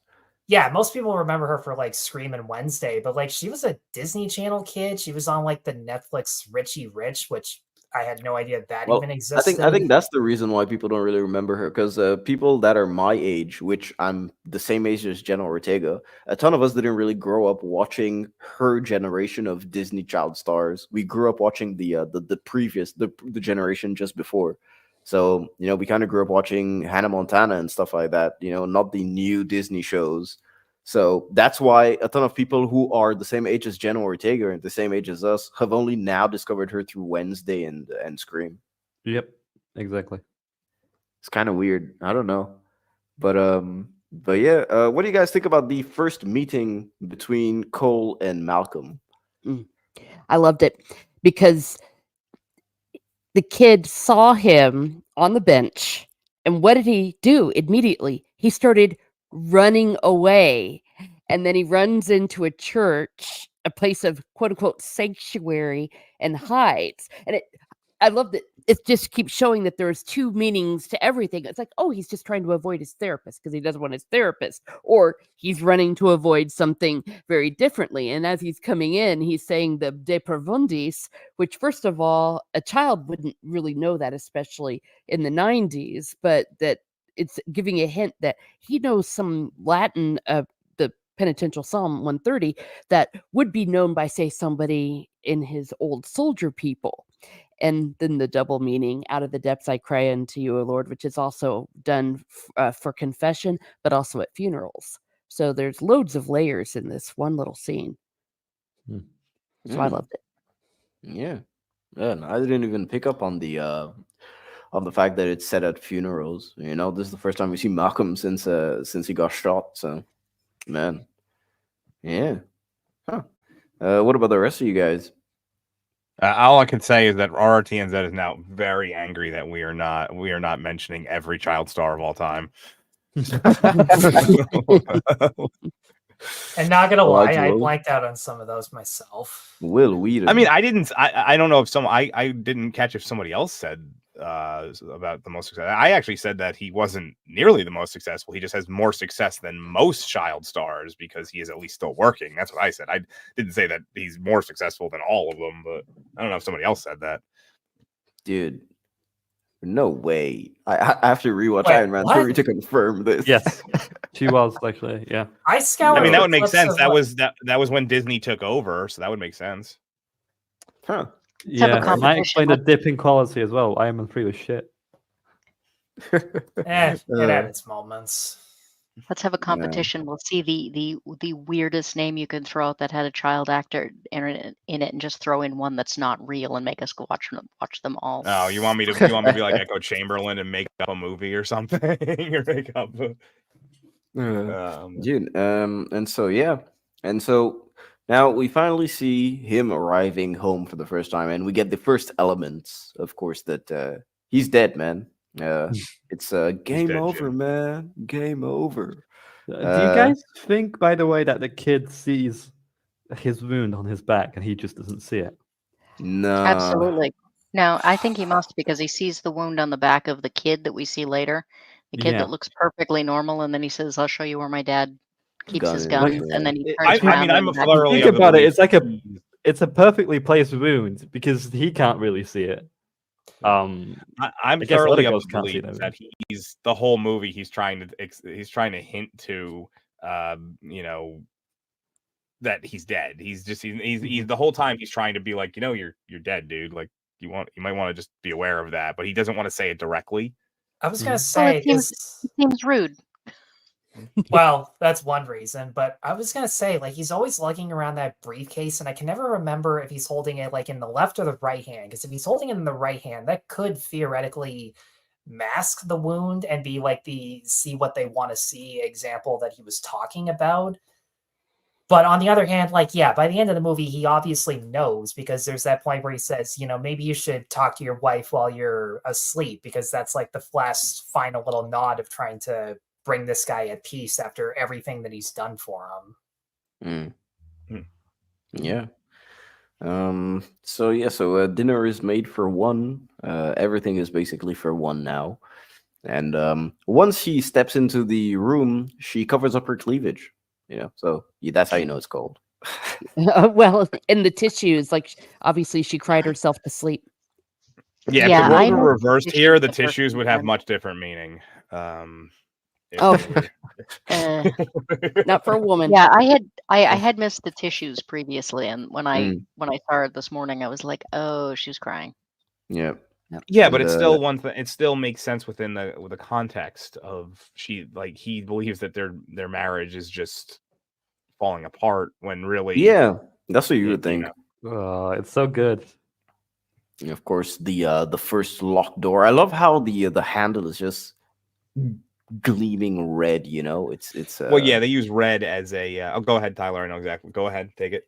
It's funny, like that first slide that you showed, Uninspired, when they were sitting on the couch, you can see that the doorknob actually is red in the background. Because I just sat there, I'm like, wait, there's no way that was just like that before. And then when I rewatched it, it turns out, oh shit, it actually was. Oh, shit, yeah, yeah, just you're right right. in that Yeah. corner. It sticks out like a sore thumb. And obviously you see it on the picture frame, because I'm pretty sure it's red. Like all of his thank you cards from his patients are red, which is kind of like the first little hint that one of the patients didn't turn out that well. And I mean, red is the color that everybody talks about most. We'll get to it eventually, but like there's another color that I think is used in a symbolic way that nobody ever talks about, that I find really strange, because to me it's a little more thematic in that regard. But yeah. Is that why you picked the mug? Yes. Honestly, this and the fact that I'm eating red candies off camera was such a coincidence. You can't make this shit up. Hell, the mug that I have like my regular water on, it's Deadpool, so it's fucking red anyway. So I literally just walk into this shit, and being Dark Hours editor, you have no idea how many happy accidents I make for him that just happen to click. It's true. It's very true. Sometimes things just happen. You don't realize that you're gonna fall into something. So yeah, Like so the fact that he happens to have a Latin dictionary in his basement. well, I mean, he probably is a properly educated dude, to be I've a always wondered how he psychologist. actually got down there, though, because every time he tries to open, that's the one thing I've never been able to put two and two together on. Is so like he's in his mind, the things you can't catch are that he can't open the door. So he says, how did he get down here then? Like, Well, that's the one. he probably just spawned in like a dream, because they said that they don't know the way that time flows differently and stuff like that. So I feel like it's kind of like a dream state where he doesn't really have to take the bus, or he doesn't have to walk or anything like that. He can maybe just close his eyes, he opens them, he's in front of his study. Now in your mind, he maybe thinks that he got up and did all those things. Maybe he has those memories, but since he's a ghost, he doesn't really time isn't really a factor, as they say later on. So like every time he pulls out the key, that's just like the transition to whatever he does in the basement. Kind of, yeah, because if we start questioning how he gets to certain places, how he does this, how he gets into places or anything like that, it kind of just starts bringing up a ton of questioning as to, does he not realize that he's a ghost because no one is ever talking to him ever? Because I that's thought why. about Yeah, go ahead. yeah, Go ahead. because honestly, when I thought about like the segue after he gets shot and he's just sitting on the bench, and I'm wondering, well, what does he think he's been doing this whole time? And then I just went, oh, well, getting shot after like failing his patient on this one celebratory night, he probably thinks he was on like administrative leave all these months, just recuperating, and he just coincidentally happens to have the next kid on hand. So I have to say, the first thing that ever struck me wrong about this movie was that when I saw him sitting on the bench, the first thing I thought was, why is he not in a wheelchair? I understand that, there's like suspension of disbelief in movies, but he got shot like right square in the spine by a fairly heavy duty caliber. Why is he walking? Yeah. Well, it's not in almost his spine. It's spine more of his kill. liver that he gets shot in. It's like off to the left. Well, Which technically, still he would have never killed walks him. again. But yeah. That would have, yeah. I was That gonna would've say it looks like he got shot in the pelvis like the first couple times I saw it, Yeah. and I don't know. Like, I would maybe if he had a cane, people would believe it a little bit more, but it's not one of the things that he touched right before he died. And like every piece of clothing that he wears, he either had it on for like 5 seconds or he just touched it with his hand right before. Uninspired, when you said like, Yep. how does he not realize that he's a ghost? Like, no one ever talks to him, and I'm just like, is that a personal attack or something? 'Cause, I never go outside and talk to people, so if I were dead, I probably wouldn't realize, unless I really have to talk to people. Yeah, Well, RTNZ says, Felix, you're making the common mistake of trying to work out the mechanics of the supernatural. I mean, yeah, that's kind of it. Once you start. True Pop is breaking going to be apart- making memes and like well after he's gone, he's just going to be like making memes out of people's videos, and they'll just be like his account will still be active, and no one will understand how. Well, and he sees only what he wants to see. I mean, I even think here, is he really down in the basement, or is he just in front of the door? Because at the end of the movie, you see that the books are just on a table outside the door there. So maybe I he never thought about started that. Yeah, touching the books and Well, that's imagined. what I think. It's to the point where I really think that to him, he just ends up appearing in this place. Kind of like when you're in a dream, you don't really know how you got there. You don't really know why you're doing what you're doing, but you're just there already. So you go with the flow. I think that's exactly how it is whenever we see him on screen. It's him basically just coming to consciousness instead of drifting around. And so he doesn't question his surroundings because he maybe has the memory of doing, going down into the basement, going into the wine cellar, setting up his books and stuff. Maybe he has the memory of doing so, but he didn't actually do it. So that's why, to me, my headcanon would be it's kind of like a dream state, because if it is really him going around, then I think that too many questions are raised up to the point where he would have to have determined the twist before the end of the film. But that's just like my headcanon. So yeah. Maybe it is Shyamalan's too, but maybe hopefully not. No, I mean, his headcanon is the canon though. It's his movie. So. Yeah. Well, No. purposely ambiguous. The interesting thing is that while the kid is busy protecting his mom from knowing about the ghosts, he protects Malcolm from other people in a way too. Like he's really careful about how he talks to him and when he talks to him, and like he does a certain amount of sheltering he him makes from sure nobody knowing else that is really watching and stuff. I see. Yeah. And some of that's probably covering his own ass, but some of it he also seems to be taking care to keep Malcolm from knowing that he's dead. Especially whispering in public places, because in the church, nobody bats an eye whenever the two of them are talking. They're just praying on their own terms, like they're not even there. Yeah. If there's a place where you're going to kind of talk to yourself, I would assume that a church would be one of the best places to just assume that you're praying, Mm-hmm. So just before we introduce Toni Collette, I wanted to just say all of these contributions that RRTNZ has made. So Jerry O'Connell. Yeah, I was Elizabeth even Olsen, starring them too. Lindsay Lohan. Oh, wait, never mind. Lindsay Lohan. Jodie Foster, Christina Ricci, Joseph Gordon-Levitt, Christian Bale. I said Jodie Foster. Elijah Wood, Will Wheaton, River Phoenix. Let's Will Wheaton we can throw out. Come on, yeah, like he's No. Kurt Hey, Russell was in a Stand By film. Me is a classic. Don't forget that. When the hell was Christian Bale as a kid? Empire of the dude, Sun. He was an Empire of the Sun, yeah. Yeah. And he was Yeah, in the Long John Silver movie, the TV movie. Other Leonardo than- DiCaprio, Anna Paquin, Natalie Portman, just to name child actors who went on to win Oscars. Oh yeah, Natalie But Portman, yeah. I'm not counting any of those ungrateful little shits from Harry Potter. There we Hey, go. wait. Thank you, RTNZ. Rupert, the guy who played Rupert, he seems okay. Rupert- All right, Rupert all Grint. right, all right. We have, someone's raising up the alarm. Agreed. Fuck Emma Watson and Daniel Radcliffe. Rupert Grint is still friends with J.K. Rowling, though, Oh. so he is all right. Yeah. All He's right. like, thanks for all the money. He's like, Thanks for the biggest role of my life. Thanks. Thank you, RTNZ. So yeah, we finally get introduced to Lynn Sear, who was played by Toni Collette, who genuinely, man, she just doesn't look like Toni Collette in this. I don't know how to say it. It's kind of weird. But yeah, and so she has this discussion with Cole, and this is where all the cabinets fly open. So we understand that there is a weird set of occurrences that happen in this house that his mom has sort of, I guess, adjusted to, you could say. But yeah, she's still scared shitless because when he leaves, there's prints like this on the table.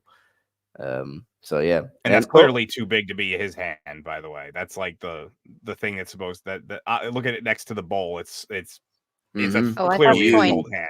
I thought Yeah. the point was supposed to be that the table got really cold. Yeah, I think That's it's the only both. thing that would- or There's That's that the only too. thing that would make I've that. always just assumed that was an adult hand because look at it compared to the bowl. Yeah, I thought it was a Like, ghost hand, man. Well, that was my It opinion. may be, but I think it's also supposed to look at the temperature Yeah. difference. You can also assume like the different way that he was very stressful in that situation and that he was hand Yeah. sweating in the cold. Yeah. That's how I took it. But yeah, all of those work. I don't know. Fair Now point. I'm Fair thinking point. about it. Now, what I want to Melvin know is how many deeply for guys £2. in the chat and the panel slowed the movie down while she was running around trying to get her shirt buttoned. I mean, Oh, it was every time. she was an absolute smoke show in this movie, man. I mean, Toni Collette and Olivia Williams, absolute smoke shows in this film, man. I would rewatch it just for them. There it is. No Diddy. There's no no Diddy. dad, right? It's just him and mom. No, yeah, they got Yeah, divorced. they're divorced. and, Yeah, that's what they say. He's never even really brought up in terms of like a name or anything. It's just they mention his existence multiple times, but they don't really tell you many details about him. Yep. Melvin Deeply one- for £2. Once Upon a Time in Hollywood is shit, and a little emoji with sunglasses. I He might needs to agree start with putting Did the you ever- emoji for poop. Did you ever get the impression that he's the reason for their divorce? Like dad couldn't Yes, deal I've with always the gotten way that impression that the father Because couldn't there's no- handle his strangeness, so to say. Yeah, because there's no visitation. There's no the only thing he leaves him is he finds a broken watch he left behind. That's like the biggest mention of the dad. And the glasses with the missing lenses. Missing lenses. Yeah. This Maybe he was ability that afraid he of has- his son. He was not just that he was a freak, but he was terrified of him. Like what could Yeah. happen? Right. This ability, because unfortunately, I haven't had the time to rewatch this any time recently. Did he have this ability since birth, or He did would because guess, there's actually a montage where Toni Collette is going through family photos and she sees this little flash of light that's the center of every picture. And it's the first hint that Cole has had this ability his entire life. And they don't flat out say it, but I'm pretty sure it's meant to say that might be. Actually, no, that doesn't fully check out. It might have been like the grandma that they talk about at the very end, but they I've make it always sound kind like of assumed that it was the grandma because he's not upset about it. Like clearly in the pictures, he's not sad in the pictures. He's not Yeah, it's like scared in a the spirit pictures. watching over. And plus, it would also tie into the fact that it's Toni Collette's character that sees the thing, and not maybe Dr. Malcolm when he's visiting the house. So I think it works out with your opinion. It's hands down one of my favorite scenes in the entire movie, just because it tells the story with the camera and with the performances. None of the Shyamalan dialogue. And this is like, if Shyamalan carried on with shit like this throughout the majority of his career, I don't think he would be that big of a punching bag. But because he feels that he needs to prove his greatness by like spoon feeding the shit out of the metaphors. Like he's completely. We're gonna say this over and over again, but he's completely lost touch. Out of touch. Exactly. Yeah. Well, I do think there's that whole he feels like he has to keep one-upping himself, but how do you one-up this? Yeah, but you don't need to do. I mean, but you don't need to do that with exposition. Like you can have larger scale visuals, which he still kind of sort of does. His cinematography is pretty hit and miss because he keeps hiring different people with every movie. But except back in the 90s and 2000s, he had like real good cameramen like Tag Fujimoto, Roger Deakins, and a couple other people. True. Nowadays, like he keeps switching it up with people, which would explain how inconsistent his shots always were. Yeah, because like Trap was done by the Luca Guadagnino guy, and I'm just sitting there going, okay, like good visuals, but doesn't really fit his style. He promotes his daughter as a totally believable pop star in that one. So, both. Well, I mean, she is actually a pop star, is my understanding. Like in real life. I don't believe her to be a genuine pop star, though. That's the problem. Industry plant. I think she is, though. I think that's like literally what she does for a living. What wasn't believable was when she became the main character in the movie. Which honestly, I thought was a decent idea in execution, but because it's his daughter, like you can't take it remotely seriously. If he cast somebody else, maybe it would have been. The thing is, if you cast someone else as the pop star, you could make fun of pop stars. You could, have a commentary of how they're That's fake true. and all that kind of stuff.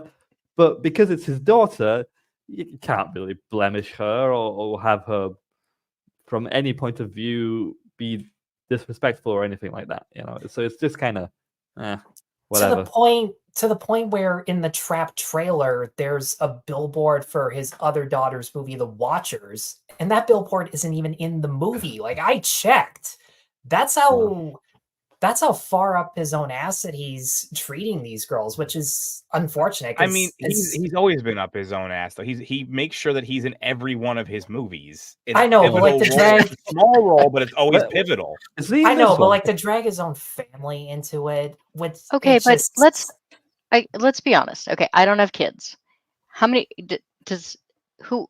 I don't know if anyone on this panel has kids, but if you had kids and if you had a ton of money, would you not? Oh yeah, I mean, it just makes sense some of that to like. I mean, it's not like, I think what you're saying is it's not uncommon to see this kind of thing with people. I get that, but I think what everyone's saying is, I think what True Pop was saying was, even if that is her career, I don't think he was saying that she's not believable on screen because it's not her career. I think he was saying that he just looks at her and he's like, yeah, you only have this because your father had a shit ton of money.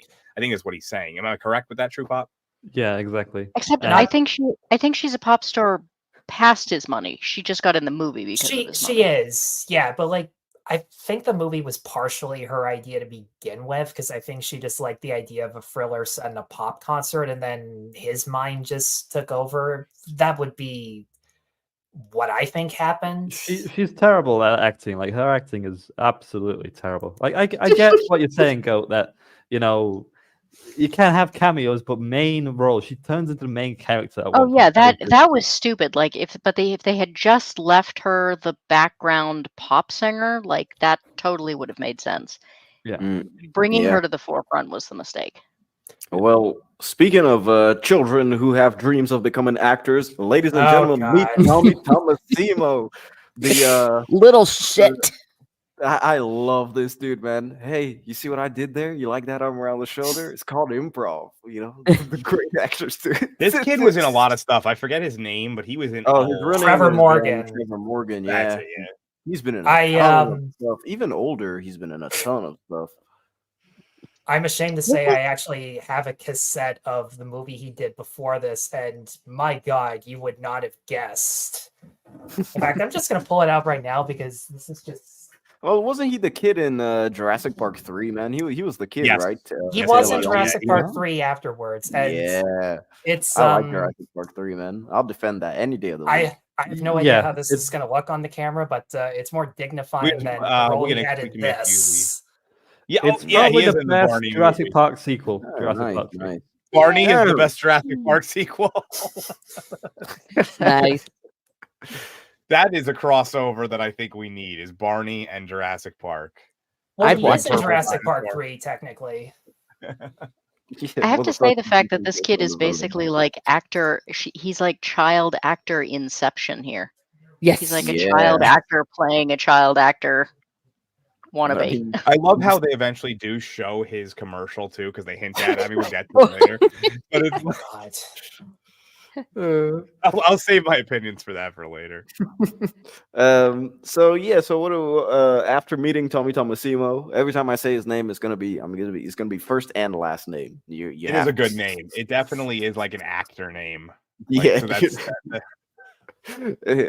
yeah, it's kind of like Joey Tribbiani or some shit like that. Yeah. Tommy Tomasimo. So Haley Joel Osment arrives home, and what I realized like about this scene that I did love was the fact that Toni Collette doesn't look straight at Bruce Willis. Her eyes are everywhere except on him, which I think when you're rewatching it after knowing the twist is just to emphasize on the fact that this dude is dead and he's definitely not there. And now this is the scene where Yeah. they start having the back and forth with Cole and Malcolm, where he starts asking him the questions, and he has to either get closer to Malcolm or step further towards the door. And the closer he gets to the door, he can leave the conversation, and Malcolm goes home. And thing yeah, is, man, go ahead. When the twist was revealed, the first thing I questioned was like, how the hell did he get hired in the first place? And I remember just kind of trying to remember back the scenes, and yeah, there were indeed clues that he was never hired in the first place. No direct eye contact, no direct conversation, that kind of stuff. So yeah, it's definitely rewatchable even with the twist. And the fact that every time he's needed, he can just sort of drop everything and show up, which an actual child psychologist would never be able to do because they'd have other clients. That's true. I think got a I think schedule. the scene where that's the most evident is when they go to the hospital later on, and he's like just in the background, not saying a word, not talking to the social worker, which is something the child psychologist probably would be doing. Oh yeah. He's just kind of sitting there like he's watching like like his team lose the championship. He's just like, come on, what's going on? Well, I also Yeah, I like think the way he has this look on his face, like you would if you walked in and saw a ghost. It's like it's like, oh crap, he's here. Damn it. Yep. I love it. I think it's sold perfectly by Haley Joel Osment. Just the fear, especially the fact that the fear comes from the perspective of a child in this situation. I mean, even if you're an adult and you start seeing ghosts as an adult, that would be scary as fuck. But I guess you could take it, like you could process it better than when you're a kid. Yeah. And so yeah, and this scene is where they raise the questions of the father that we had Do you previously think mentioned. that's true though? The what? Because he thinks he's seeing ghosts. I'm pretty sure any adult who suddenly started seeing ghosts wouldn't process it better. They'd just assume they'd gone crazy. No, Yeah, I think they would just be like, I think they get I would just locked think up. I would see They normal get locked people. up. See, that's why I was asking as well. Like, is he seeing this since birth? Because maybe since birth, he'd just think he wouldn't think of them as ghosts, just people that he sees, and then I think it worked differently depending on what time of his life it appear. Because kids they kind of interact with other people very much differently. Sometimes they're kind of scared of strangers. Sometimes they're really talkative. And I'm just thinking, how would a little child like that react to, seeing multiple people in the room every day? If it was since birth, I think the kid would be scared shitless. I don't know. Not sure. That's what I can't tell about like the family photos where it's clear that he's been seeing ghosts all of his life, and I'm just sitting there wondering, like, were they always this beaten up and bruised, or was his grandma the only ghost that he saw as a kid up to this point? I wonder if, as he's gotten more stressed because of his parents' divorce, maybe he's attracted more negative ghosts. Maybe that could actually be that's actually a really, really, really good point. I'll add it to my headcanon as well. You know, Yeah. he is just slotted in there now. I mean, it does seem like things have gotten worse since his parents' divorce. And I initially I had assumed that that was because, well, dad left because I was a freak and I don't want mom to think I'm a freak. And that's why he struggles so hard to keep her from finding out. Mm. But Oh. you're Look, right. everyone, I he's mean, wearing red. Yeah, it's like a burgundy. again? Yeah. He's He's wearing wearing red. red. Is it? It's Looks like a black on my. burgundy. Ah. Yeah, it's a bit red. Yeah. But it does seem like things have gotten worse recently. Like, Mhm. I mean, his mom definitely wouldn't just be getting stressed out if he were screaming and having like seizures and having scratches and stuff all the time. Mhm. It seems like that stuff is recent. Yeah. No, I agree with you. I agree with you. Maybe as he grows up, his ability grows up. Maybe as a kid, he can, just see like oh hi, dead grandma kind of thing. Yeah, maybe Kind of like with the X-Men, like their bridge. power is growing as exponentially. Or something. Yeah, I don't like the link between the dead and the living it gets stronger the older he grows up, or something like that. Yeah, and maybe word gets around in the ghost community. Hey, this kid can start to see us now. Let's go get some revenge. Gossip. Yeah, That's yeah. possible. That actually Ghost is a really gossip is a solid thing. theory because one of the lines he says Basically, the as plot they're- of Paranorman. Well, one of the lines that he says as they're going to the funeral of the little girl later is, "She came a really long way to find me or see me." I forget exactly. She went a really long way to see me, which means that the word is getting around somehow, despite the fact that ghosts can't interact with one another. It's weird. Nice. Or don't want to interact. Or they don't So, want yeah. to, at least. Yeah, Yeah, true. so that Because is then they quite realize strange. they're a ghost. Yeah. Now, The, speaking of, the other, yeah, go ahead. oh, I was just going to say the other implication is that their financial situation has gotten a lot worse. So I wonder if they moved to an area that's like more violence prone or ghost heavy. More Yeah, that's true. populated. Yeah. Yeah, a more populated area. Kind of like Candyman. You go into the places over there. It's just ripe for ghosts. And plus, she does say it because she works 2 jobs to the point where she has to miss his play. So yeah, that they're in dire straits. But yeah, speaking of ghosts trying to interact with people, here's Bruce Willis, and of course they kind of give you the scapegoat where she's pissed off because of he got late for their anniversary dinner. And this is the scene where we also learned that he can't really keep track of time. It moves very weirdly. And I love the way it's framed. It's literally a single take once he arrives to when he leaves. And it's really, really good. Guys, I guess you can say she's ghosting him. She's also wearing red, might I add. Yeah, red. That was the first thing I saw when it came up again. Yes. And they never make eye implication- contact again. There's that same thing where they don't keep eye contact, and she doesn't really even seem to be responding at all, like even pissed off. Because a woman would be pissed off. We tried to give people the shoulder colder, but we couldn't resist. We would have at least one long bitchy look. I think she does though at one point, but I think it's an error in the filming. There's one point where she does look directly at him, but it's like for a split second, and then she glances away again immediately. But the implication is she's pissed off because he not only shows up late to their anniversary, but then immediately starts talking about work. Yeah. Yes, the shoulder colder.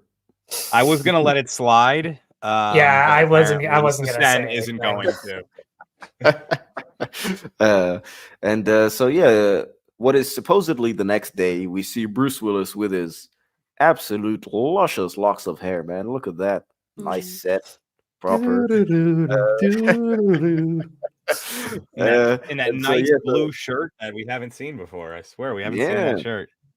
Yeah, so he meets up with Cole, and Cole basically starts to explain to him what is happening on in his life, and they're just kind of catching up and about to start the day. And then we switch back to Toni Collette, and this is the scene that we were talking about earlier, where you can see this weird, I guess, ray of light behind Cole in every single one of the images. So That's what we said before. And I did see a chat about Toni Collette is the worst parent on the planet in this movie. The boy lived a tortured existence, and she did absolutely nothing to help him. She's worse than John Crawford. Well, then watch Hereditary. She's worse than that. Yeah. But I think, yeah, I guess she could have actually hired a real child psychologist after, a while. Yeah, she didn't need to rely on a dead one. Did she though? Because I mean, she's working 2 jobs, and they've looked like they've moved to a fairly rundown area. So That's she what may I wanted. she may literally not have been able to hire a child psychologist. I'm willing to bet she'd never even heard of Malcolm, like in the context of this movie ever. Because, like, one question I always have is, well, then how did he discover who Cole was after he died? Like, where does if he was alive, where would the piece of paper, the referral, all of that come from? And I don't think there is one. also, I think it's just that he gets pulled like spiritually to him. That kind of leads me into what I was saying, because every ghost seems like attracted to him, including Malcolm. And I'm just sitting there going, is someone or something from up above like pulling the strings so that all of them are so that like all of them come face to face and they have the opportunity to like cross over? Or is it just convenience? I think you're onto something there, absolutely, because there is a lot of symbolism, as I've said, with the church and the afterlife. He goes to a Catholic school, and that when they accept it, I know this is later in the film, that he actually has more peace about it all. Not to mention like he does literally cross over once he's made peace with everything that had happened. And like going back to the church has like has some of the most red in it. Like the doors are entirely red because there's always a supernatural presence. He takes the Jesus trinket that has like the red robe, and there's a decent amount of trinkets with red in that like red blanket that's his church / sanctuary that's supposed to be the his safety net. Yeah, his own makeshift church, for lack of a better word. Yeah, it's I always love that how he swipes the Jesus statue, by the way, because it's just like so slick. He's just like and I mean, he's like, I need that. And to be honest, like some of Shyamalan's best movies are mainly about spiritual faith or faith in humanity, because like that was really all he before Sixth Sense. All he did was like family dramas. Praying with Anger was like Western culture versus like Indian heritage, and Wide Awake was like finding proof of an existence of God in order to explain the suffering that was going on about a kid who was going to a religious prep school. Yep. It's why I love Signs so much. Like, I'm no fan of Aliens. I just find it dumb, but the religious kind of imagery and then the symbols like where really fascinating. Like where Gibson's cross used to be has like an indent of like all the dust and such that had been covered, and also an example of he may have left the faith, but it hasn't left him. Yeah, and an actual good example of a good Shyamalan cameo in that movie too.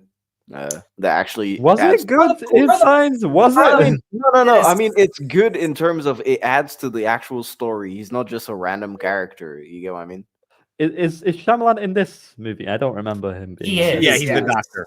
He's the doctor. He's actually going to pop in probably in movie time about 15 minutes from now. Okay.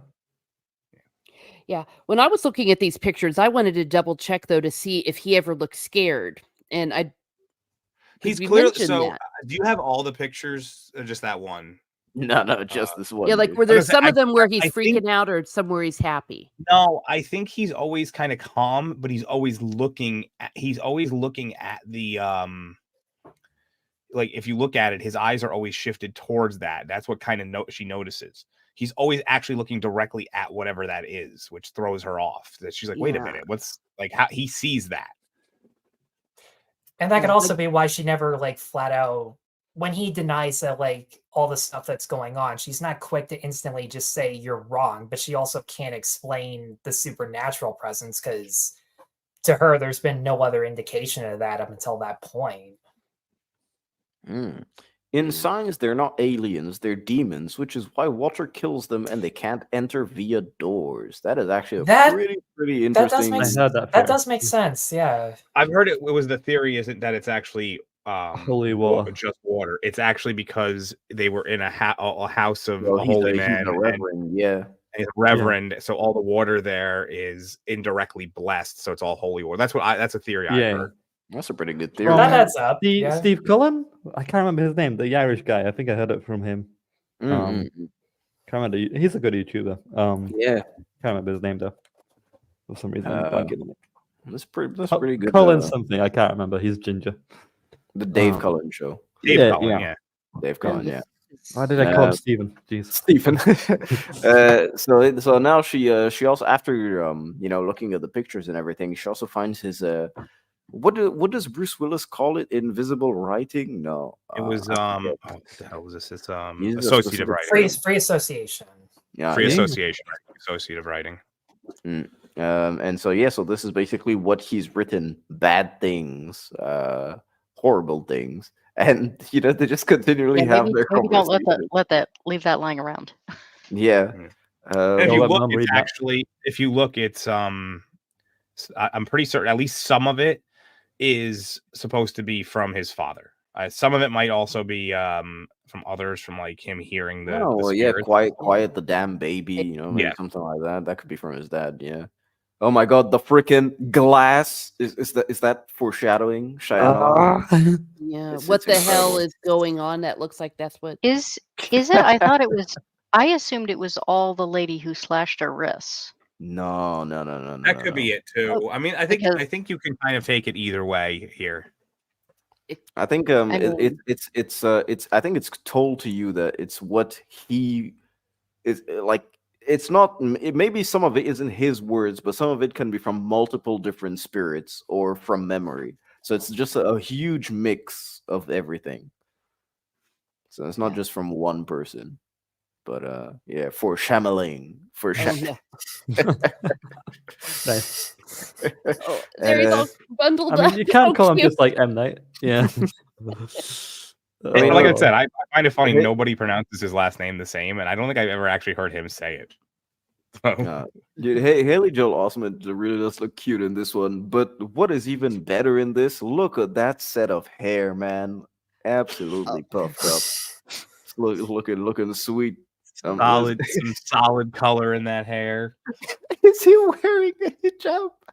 So it is weird that he has like this incredibly I've seen hats like this plenty of times where it has like the long ear flop things, but like this one is exceptionally long. Long ear flop things. Could that be maybe something that had belonged to his father, and that's why it's so long? Maybe it's too big Possibly. for him. Maybe. Yeah. Maybe. We use them here for snow blowing. And so now the what happens is that after this conversation, Bruce Willis goes back home, but he's interrupted because a weird dude just rings on his doorbell and tries to clearly hit on his wife, and he's just looking at the basin like, "Yeah, walk on, pal. Get out of here, buddy." What do you call him? Cheese stick? Yes. Yeah, cheese stick. I thought that was great. And so later, he'll become relevant. All girth, no length. Oh. And so now we meet Stuttering Stanley, who's teaching us about the history of the school. Apparently, people, the laws were passed in the school and stuff like that. But I mean, I guess it makes sense. I'm remembering now. Yeah. The scene later on. I think that was probably. I won't spoil it, but that probably scene scared me the most. Oh, wait. So before we move on and talk about the scene, I actually have the whole thing is a spoiler, by the way. You don't need to worry about spoilers. When we get to it, yeah. Well, we can bounce back and forth, but before we break down the scene, I wanted to play it since I have it clipped, so let's do it. Can anyone guess what this building was used for 100 years ago, before you went to school? They used to hang people here. They'd pull the people in crying and kissing their families by. People watching would spit at them. This whole building was full of lawyers, lawmakers. They were the ones that hanged everybody. Okay. I don't know which one of these guys told you that, but they were just trying to scare you. I don't like people looking at me like that. I don't know how else to look. You're a stuttering Stanley. You talked funny when you went to school here. You talked funny all the way to high school. How did you... Stop looking at me! Who have you been speaking to? Stuttering Stanley! Stuttering Stanley! Shut up, you freak! Stuttering Stanley strikes again. And That's then a he bit- calls him a freak. And kept his Yeah. job somehow. Yeah, that's true. He That's did the most keep his impressive job. part is that he doesn't get like administrative, like, review or Leave something for this. Yeah, not Okay, only does he maybe keep his in job, the he Welcome old to the kinda days 90s. they were spearhead the play, you know? maybe in the olden days they were much more lenient, but that wouldn't Yeah, pass at all. in 90s modern day elementary school was standards. 90s elementary school was a bit different than I mean, the even in the post 90s, 2000s. dude, this wouldn't really fly by, I guess. You know? Yeah, I would fight his. Even if it's like childhood drama like that. No, you don't touch the kid. You don't. Today, Junior. I fucking love And somehow, this some movie. way, they like patch things up because later on they're like talking and like joking around Yeah, with each other. he's the one that gave him the part in the play, which is the part of Arthur. So kind of gave him like the biggest role. Took it away from Tommy Tomasimo. You don't tell the principal what I did. I'll give you the part in the play. Yeah, basically. It was his bribe. Yeah, I recently watched like a Scent of a Woman with Al Pacino, and yeah, the headmaster tried to do that to the student, like bribe him. Hey, I can give you a scholarship if you tell me who pranked me. But yeah, the Interesting Mandela how they effect respond again. bribes. I remember it being Staring Susan. Yeah, Mm. I don't know, man. I've never heard of anyone say Staring Susan. Ooh, Oh, we just lost Troop Up. True Bob just randomly is gone. Yeah, we'll get him back when he comes in. So at this point it's Bruce Willis that's in the principal's chair, and he's learning a lot more about Cole, especially the fact that he sees stuff that like he really, really, really starts to believe that he sees stuff that that aren't there. This is what he's in the entire scene. This is what he's talking to him about. And so Bruce Willis goes home, and what happens? He is watching his wedding video. Well, he's not watching the wedding video. His wife is watching the wedding video, and it's on TV. And so he's just watching it and enjoying the Like good we said, and times. it's on TV, like it's in syndication or something. Well, it's Yeah, on yeah. TV. Fell asleep to it, I think. Yeah, but that's pretty funny. Oh gosh, and there they are kissing. Yeah, and they're kissing. Yeah, man. and this is another one of those hints because it's like she's constantly watching this video. There's True Pop. Yeah. I had to switch browsers. I forgot Opera GX for sometimes turns off for me every once in a while. Audio You didn't miss mic much. issues. All right. And so I love the wedding tape, man. I think to have his wife got blackwashed.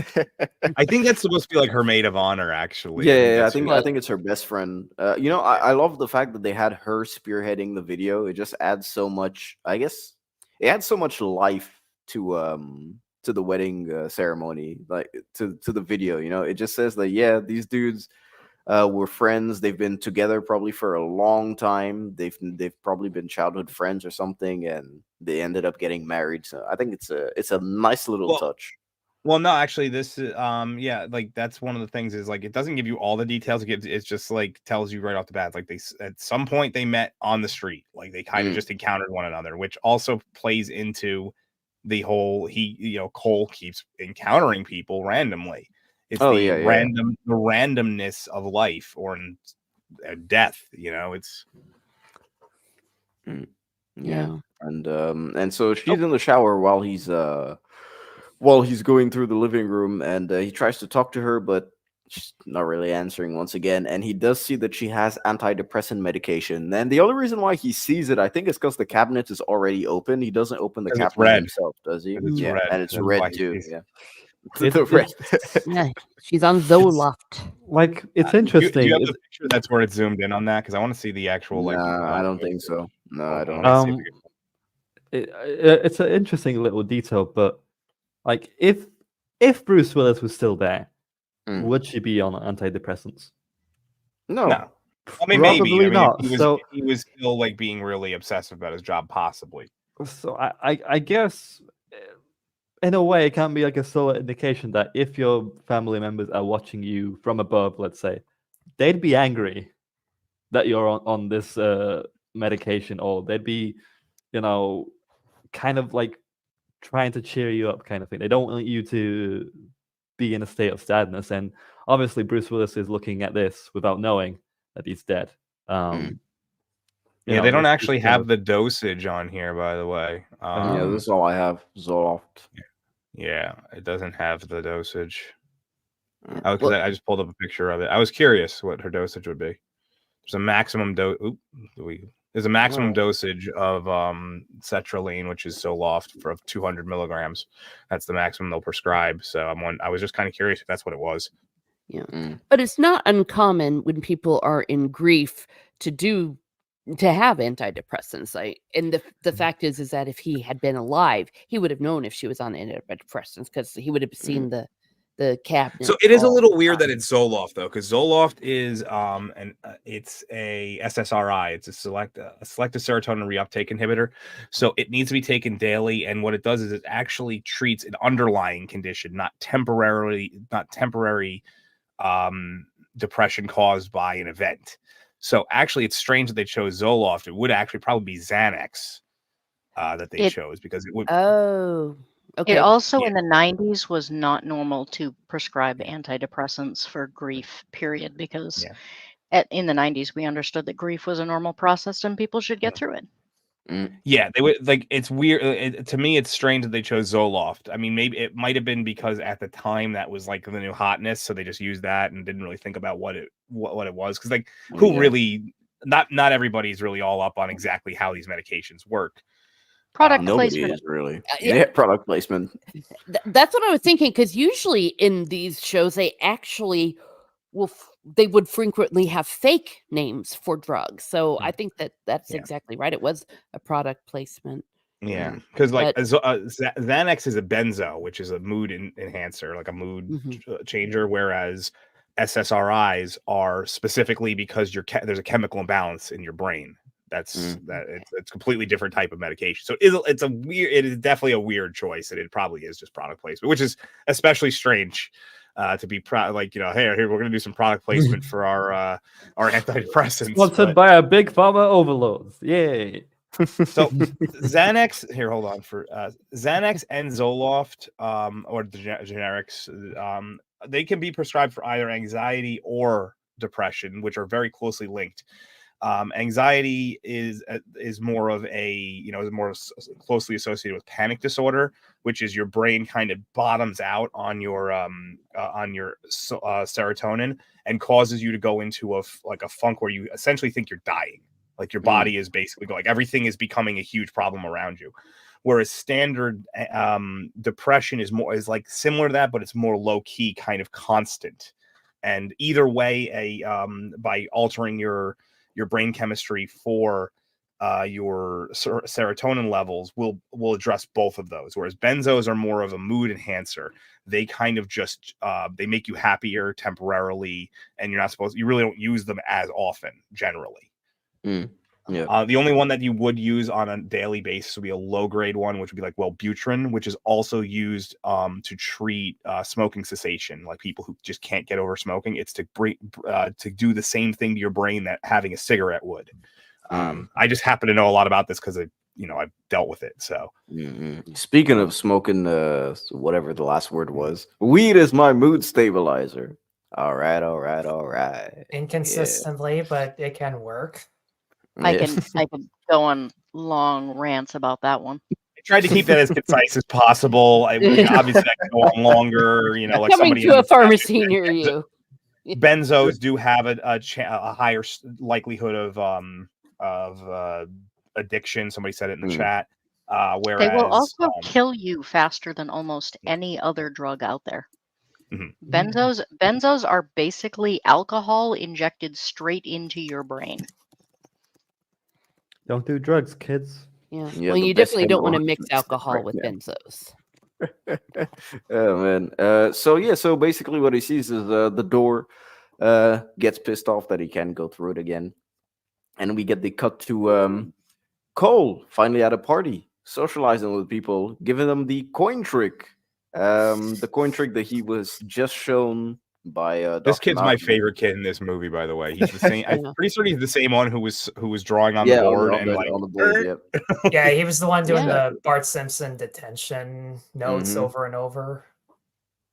Yeah, red and And blue, so- more red. Oh, more red and the bluish. red staircase. Cole is wearing red. This is a good point from RTNZ, by the way. Yeah, she did actually see him murdered. So yeah, it probably would be longer term. But the thing is, I'm not sure if it would cause the chemical imbalance that would be treated by an SSRI. That's basically what I'm just wondering, is if it would be, because like they just operate differently in your brain.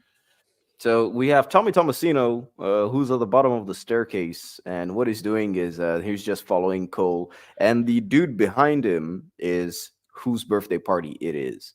And yeah, we do have a couple of scenes where you have Toni Collette speaking with the other moms, saying that Cole barely gets invited doesn't get invited anywhere, basically. And so yeah, so just to give you little lines of dialogue to give you a bit more insight into Cole's life. And so sadly, Tommy Tomasino locks Cole into a weird cellar thing. It's a dumbwaiter. It's a dumbwaiter. No, wait, that was a dumbwaiter? That's what That's I always off- assume. That's awfully small for a dumbwaiter. Dude, yeah, I've No, never thought yeah, of like a a lot dumbwaiter. of these like multi-level houses in those cities have, because you have to get like your clothes and stuff to the basement. They have small dumbwaiters. It's similar to the one that you would have in like they had in Home Alone. Okay, well, if that's the case, that makes him getting locked in there even more terrifying. I thought it was Yeah, just I thought it was just a cellar, but if he Yeah. could have legitimately fallen and died, that's just Jesus. that seems Yeah. Well, I more think fun- what it was, so it's one of those ones that you can move up and down. What that's why it Oh locks. yeah, I believe Yeah. that. It's just first of all, I makes these always things- thought it was a dumbwaiter. Like I might be wrong, but I'm pretty certain that it's a dumbwaiter. I mean, never No matter assumed what it it was actually is, I think we can agree children are just terrible. Yeah, they're, Yeah, these two are Yeah. psychopaths. Yeah, dude. Oh, they're so- And so of course, Toni Collette just she hears Cole literally screaming his lungs out, and so she goes up and tries to open the door. The door doesn't really open, but she manages to open it, and he just gets out of there, and he has scratches on his arm, which leads them, of course, to Shyamalan. Shyamalan. There he is. But yeah, what do you guys you guys have anything to add about this this prior scene? That I hate this I- kid. Yeah, the cinematography is this is probably like the highlight of the camera work, where you just follow the balloon up the stairs, which have Mhm. that vertigo-like feel just staring at it. Yeah, exactly. And I had to look twice just to see the kids within the frame. So that just shows you how much depth there is to the shot. And Mhm. I am realizing this. They don't flat out, they very gradually reveal that Cole's not imagining any of this shit, that there legitimately are ghosts within the film. And obviously, Stuttering Stanley was the first hint at that, because how else would he know such a deep secret about an adult? But am I wrong in saying this is the first time that we get a hint of like a grown adult's voice, like whimpering and in the state of denial of being dead? Yes.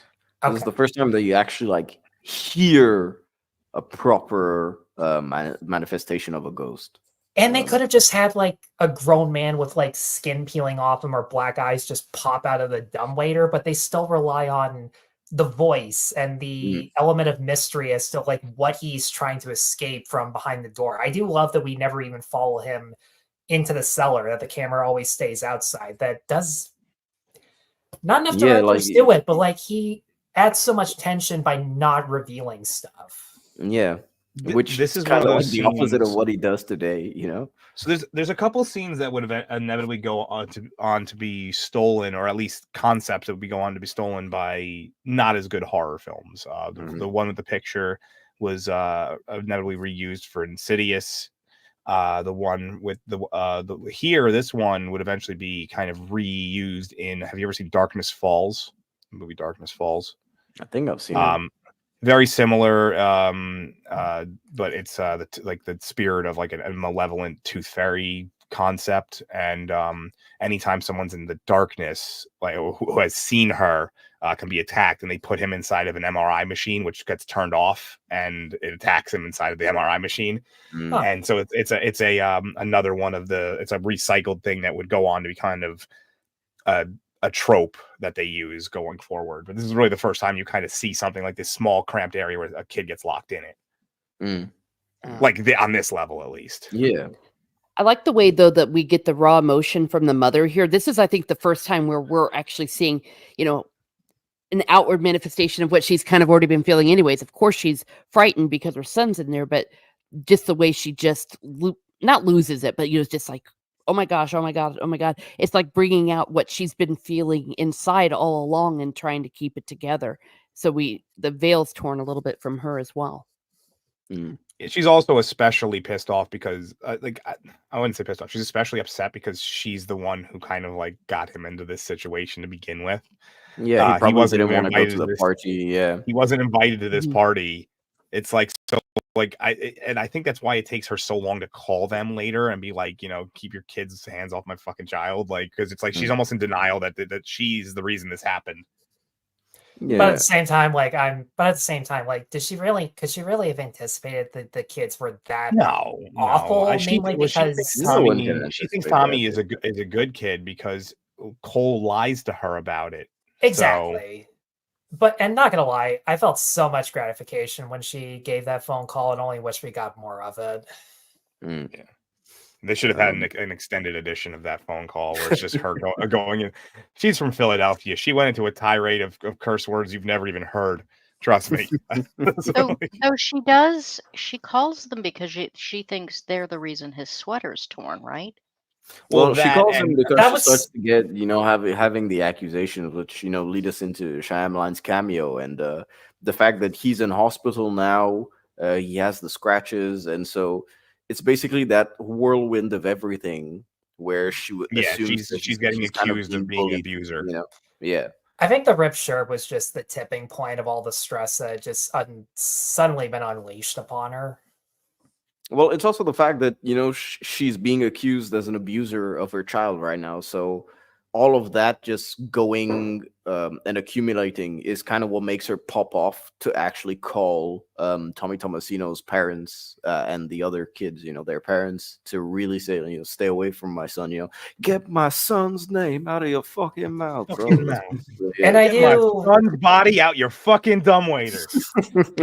And I do agree with the last comment that was up there that I wouldn't call her a bad mother, just one that was stuck with like the worst inconveniences. The fact that she has to work two jobs. Yeah. And the fact that she doesn't even have any other family members to fall back on. Like there's no aunts or uncles that could like pitch in and spend time with them or anything like that. At least not that we're told. Yeah, it's definitely that it seems like she was a only child. The grandmother was the only source of the only structure, like support structure she had in her life. And the husband's long gone now. So it's really just her and him. And she has to work two jobs, which removes her from him all the time, unfortunately. Yep. And so, so we finally get the iconic scene, ladies and gentlemen. I see dead people. He said the thing. Well, they might as well just name this movie "I See Dead People" because this is what. I'm genuinely surprised they didn't. I'm surprised they haven't made a sequel called "I See Dead People." Or I See Even More Dead. That's what I thought the movie was called, to be honest. Like when I first heard that. Had this been made years later, I really because the subtlety level of M. Night Shyamalan went down as time went on. I feel like had this been his like seventh movie, he definitely would have called it like "Kid Sees Dead People." Like he would have just been like, "You need to dead people." Yeah. Oh God. Yeah. It's funny because it's true. Well, you know what? Let me play the clip and then we can get more into the scene. I want to tell you my secret now.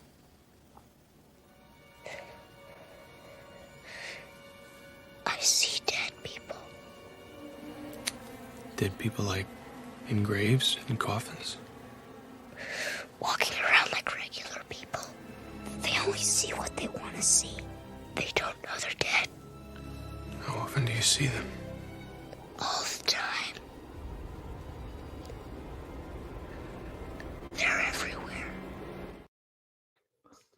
Dude, one thing I really wanted to Wow. raise up that we haven't talked about is the score. I think the Yes. score in this film is absolutely haunting. It reminds me a Honestly, lot even of 60s European horror. Very like honestly, haunted even in castle his horror. drop-off films, Avatar excluded because that was like a different kind of thing. But even in the later, not as good films, the score is still fantastic in almost all of his films. I think Yeah. I'm guessing I he don't uses the same. know. I don't know, Hour. Like the only technically legitimate good thing I can say about The Last Airbender is that, and it's the same composer too.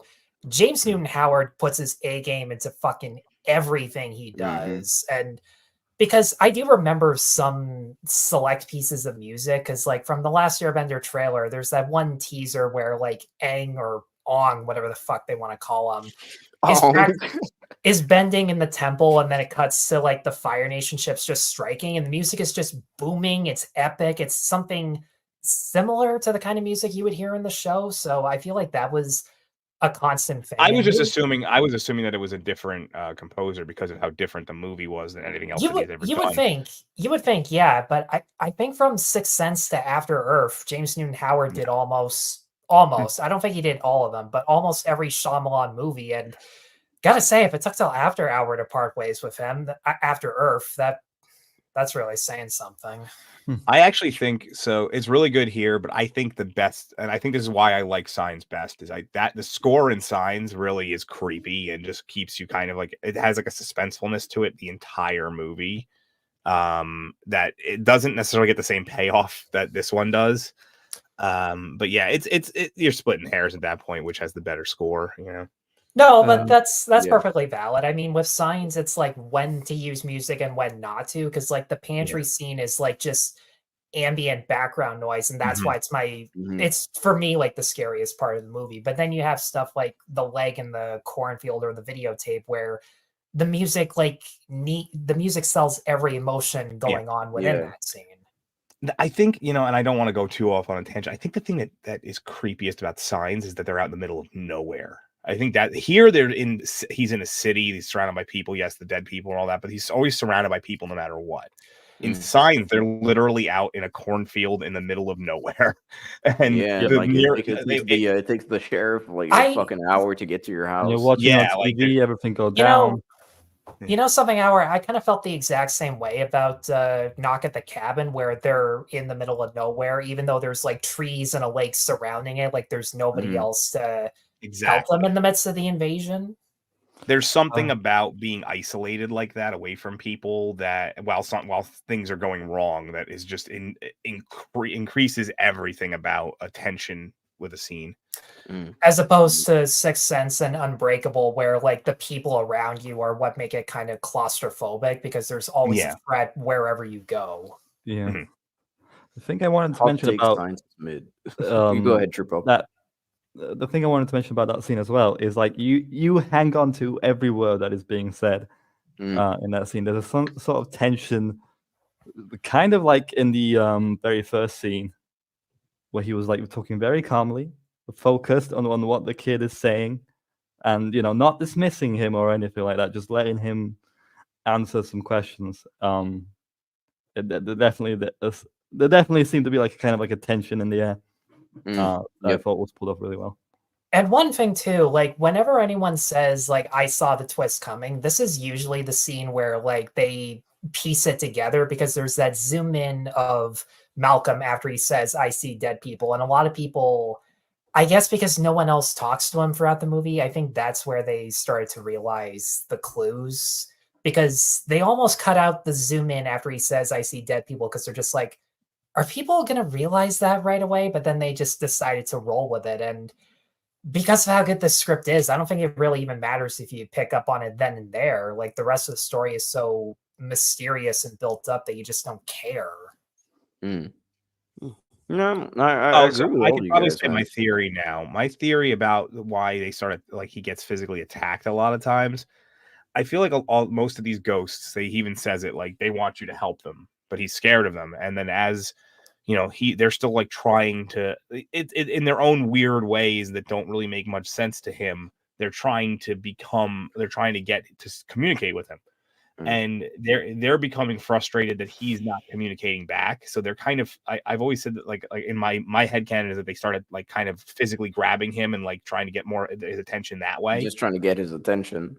Yeah, that would explain like the hand imprint on the table, because like they could be grabbing him physically, but because they're spiritual, like their hand may like leave the imprint because it's literally going right through him, but he just feels it physically. Oh, Yeah. damn. The other thing is that if they only see what they want to see, if they're, deformed or something, like they have long claws now as ghosts, but they can't see it, and he can, and they grab for him, they may dig him up, because some of them look deader than others. Yeah, for sure. Including things like long nails, and if they can't see that, they literally may not know that they're harming him when they grab for him. Especially when they don't know that they're dead. They're dead, yeah. Well, that's what I meant. If they don't know that they're dead and they can only see themselves as they were alive, then I they have a literally may story. not. I'm Oh, sorry. go on. I'm sorry. I was about to say I have a story. I feel for this one. I'm sorry. Finish what you were saying.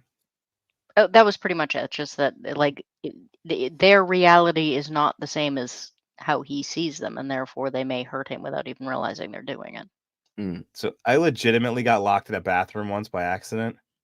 It was at my friend's house, and I was like in the bathroom, and the doorknob, like the tumblers in the doorknob, broke, and I had to call them because I was upstairs, and they were downstairs, and I'm calling my friend from the bathroom, and I'm like, dude, I can't get out of your bathroom, and he's like, are you drunk? What is wrong?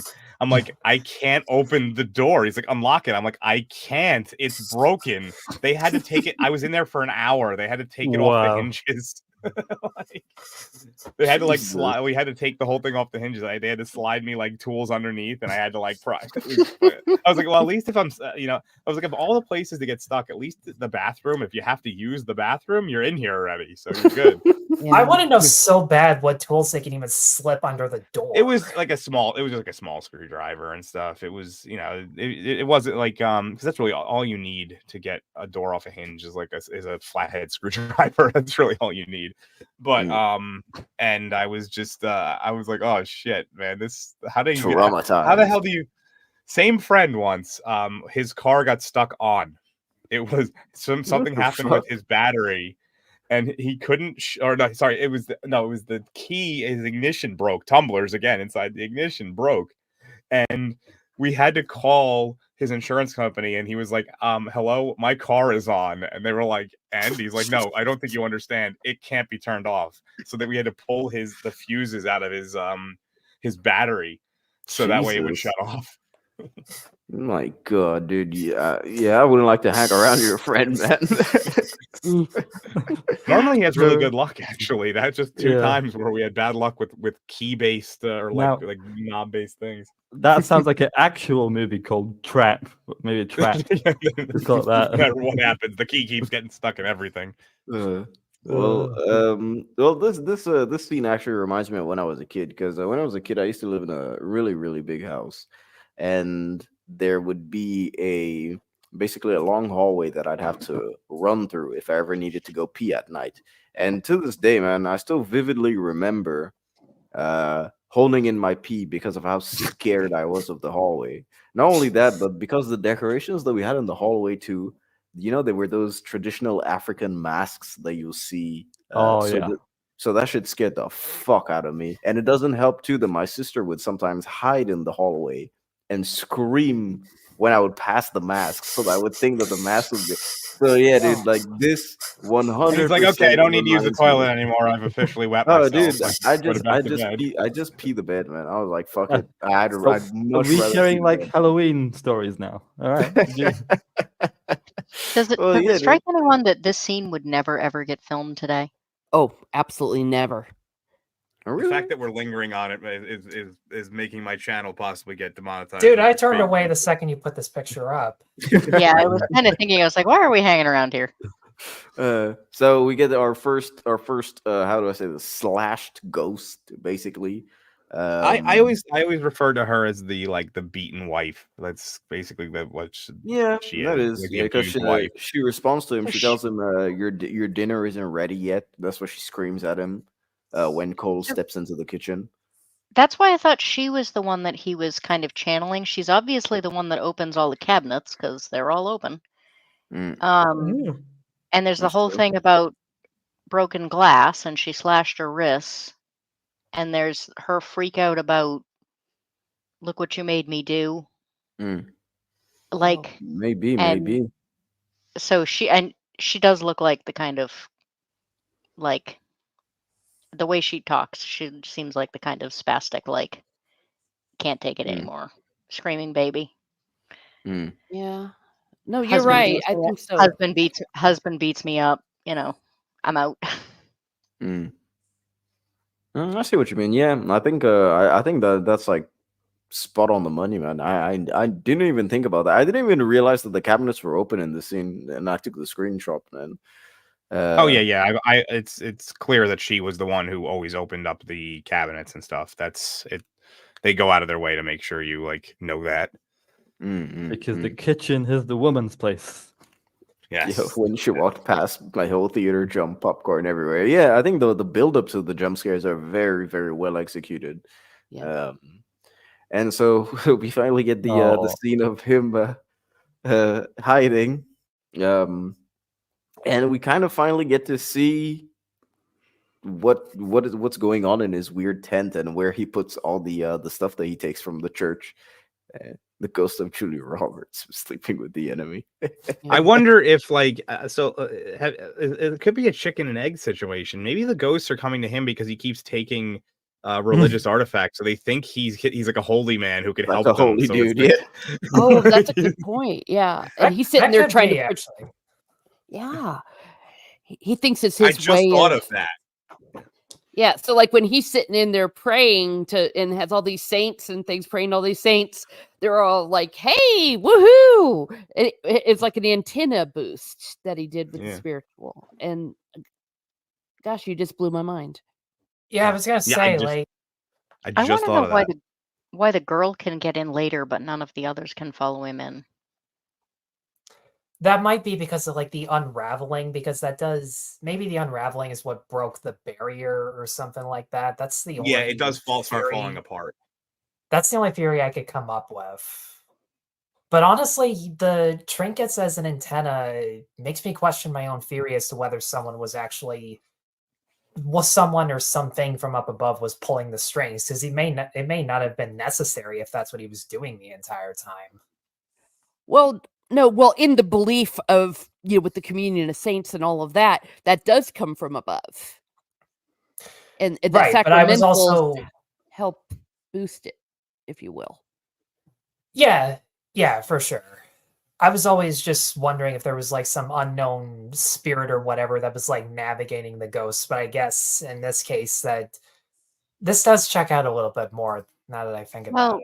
But the implication is that he goes to churches because the ghost can't go in the churches, and he goes in his little hidey hole because the ghost can't But go that immediately falls apart because Bruce Willis is in them. Malcolm is in them in the church.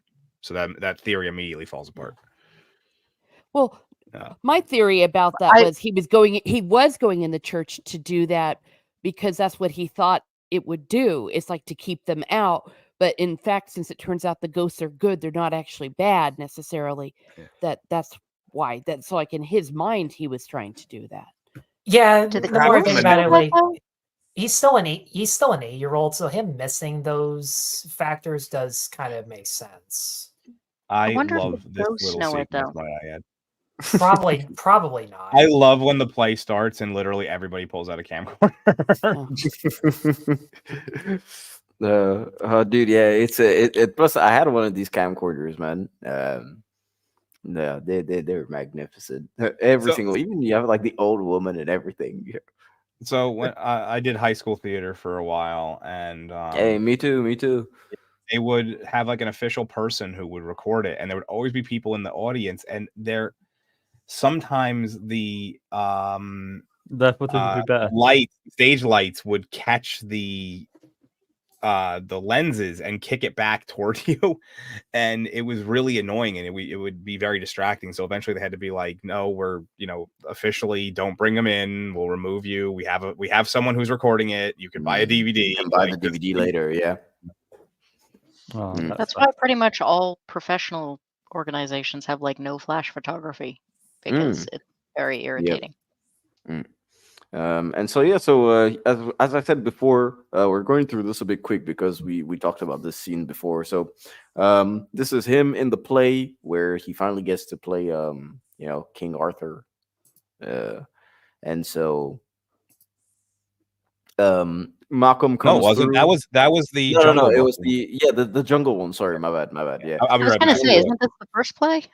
Yeah, it's the jungle one, and so Malcolm comes to see him, and this is sort of where we realized that people were being hanged in the school because you see their corpses over there, just corroborating what he said before with stuttering Stanley.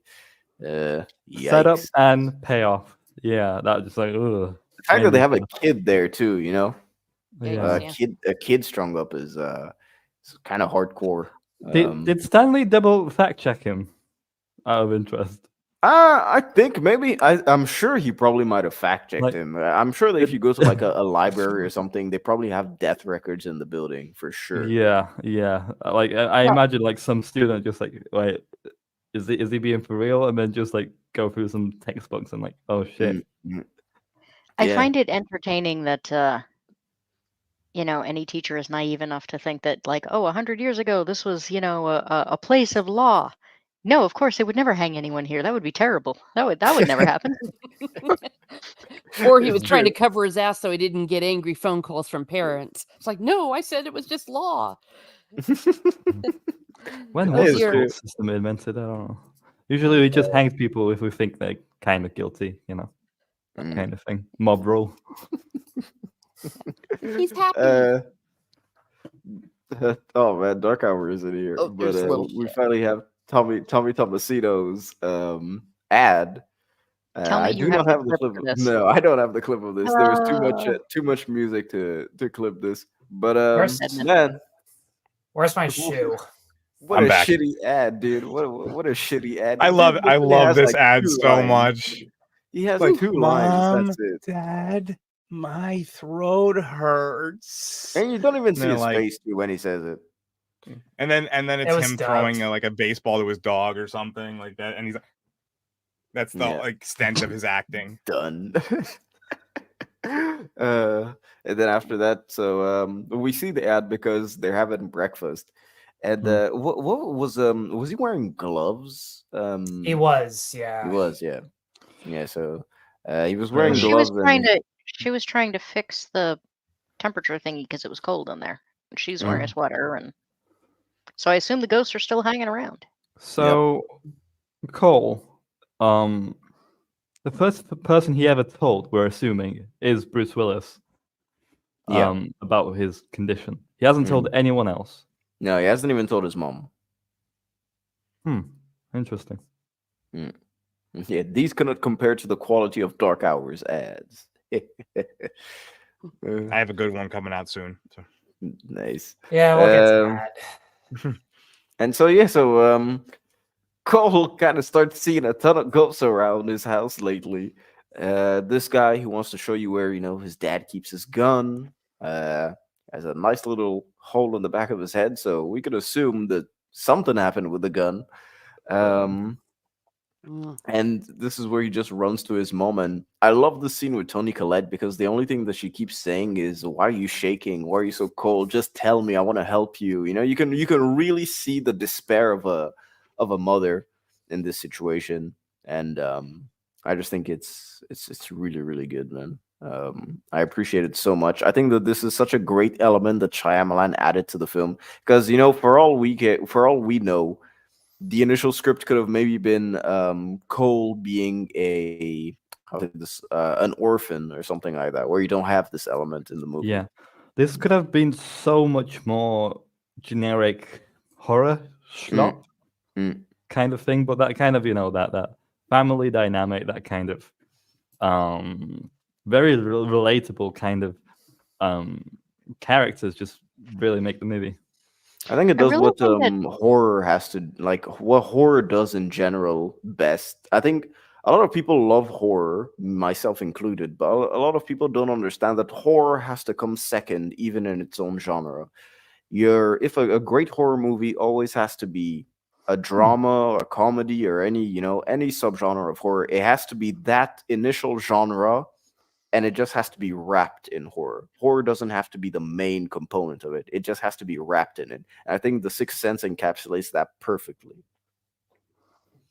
Interesting. Agreed. Yeah, can't disagree on that one. I really think an awful lot of where his pain comes from is trying to keep his gift, curse, whatever you want to call it, hidden. I mean, like if he could just openly deal with it, it would be one thing, but the constant trying to hide it from his mom and, lying to her about, no, I was just looking for Pop-Tarts. That's why all the cabinets are open. Yep. When he knows that she's upset and, she keeps saying, please tell me what's going on. I want to help you. But he's afraid because his dad left. That must exponentially compound the fear of the ghosts themselves. I just love in any other movie, especially during the 90s, this kid would be going around saying, I see dead people. And it would be the same thing of like him trying to prove it. Ghosts all hide away. Nobody believes him. He just gets into like more shitty situations after another. But this kid is so self-aware of that. He already knows what will happen. He knows that like no one's going to listen, which is so much more authentic. And it always pisses me off in movies where characters like try to explain something, but nobody believes them. And because I always just sit there and go, we know we're watching a movie. We know someone's going to like either discover they were right and save the day or discover it way too late and the characters lose. Neither of which are really that satisfying of a payoff. Oh, yeah. I think Not Brian says it really well in the chat. The human element draws you in, grounds the stories, and ultimately makes the horror element more unsettling. Yep. Yep. 100%, dude. That's exactly Well, there's usually two different types of horror that obviously there's different micro genres, but really when you break it down, there's two different types of horror: immediate visual scary horror and psychological mental horror. Those are really the two core versions of it. And this is definitely the second one, because as you're watching, you're feeling it through him, how scary it would be to be a person who has this in his eyes a bit like it's an ability, but a curse that he can't even explain to anyone. Like no one will believe, like he doesn't think anyone will believe him. No one, and like it's just getting worse, and it's just something that he cannot actually express how bad it is. The other thing is that most of what we call horror isn't really scary. It's just gross. That's true. This is less blatantly jump scare based and much more slow burn empathy based. Like the horror is feeling for him, not eep something jumped at the screen and ooh, there's a lot of blood. Yeah. I don't want to get too off track, but I'll be quick at this point. Have you guys ever heard of a show on Netflix called Haunting of Hill House? Yes. Mike Flanagan, yeah. Yeah. It's probably one of my favorite in a genre of horror ever, because I don't know, but in horror we always get the immediate scene of the haunting of the group of people walk into the house, they're haunted, they go outside, or most of them die. It's always the most interesting part, I'd say, like the haunting itself. But in Hill House, it kind of shows the aftermath of experiencing of being haunted. It kind of stays with you forever throughout your life. These kids were like haunted in their childhood, and they kind of carry it all the time throughout their lives. And it's interesting to see just such trauma being inflicted upon them.